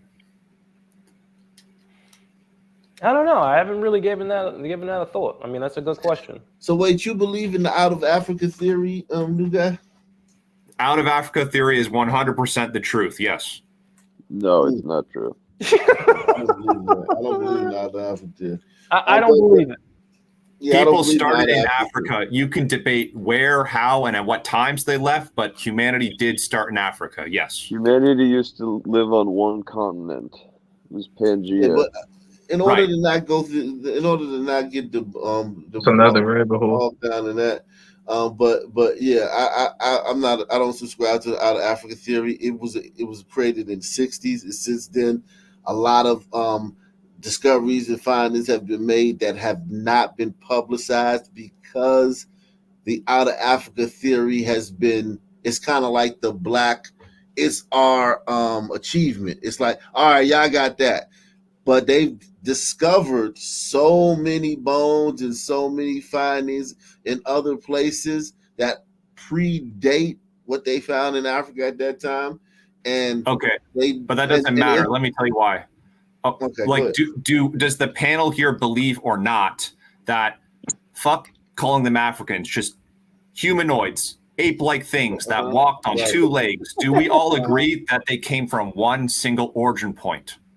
No, I don't. I believe So you think life came from 2, 3, 4, 5 different origin points simultaneously? I believe it's like big cats. How you have mountain lions in North America, you have lions in Africa, you have tigers in Asia. How you have I believe you have I believe it sprang up in a lot of different places. Right. But if you go far enough back, they would have had a common ancestor, right? Those cats. Well, I mean, if you really go by the I don't know everything, so I don't know. But I mean, if you go by evolution, yes. If you go by evolution, okay. Yes. So then we agree. We're just disagreeing on the time scales and whatever the fuck you wanted to call the landmass that these people were from at some point. Do we agree on that? Okay. Okay. Do you agree on that, Bachelor? In terms of the landmass? In terms of that, living creatures come all from one origin point. I'm finding it hard to believe. Okay, all right, let's continue. This is going nowhere. Okay. What was the point of that? Is he supposed to believe the everything? Point. Okay, all right. Let me get to the point. I was hoping he was going to give like a normal person answer. Would have been yes, I agree in the out of Africa theory. And if he did give that answer, what I was going to ask him, I'd be like, hey, Bachelor, if you believe that everyone came from Africa, then how come the people, black people, who've been like, the original people, the blueprint, so to speak, how come they're the least developed, yet they've had the most amount of time to develop and explore and understand math and science, whereas the people who had...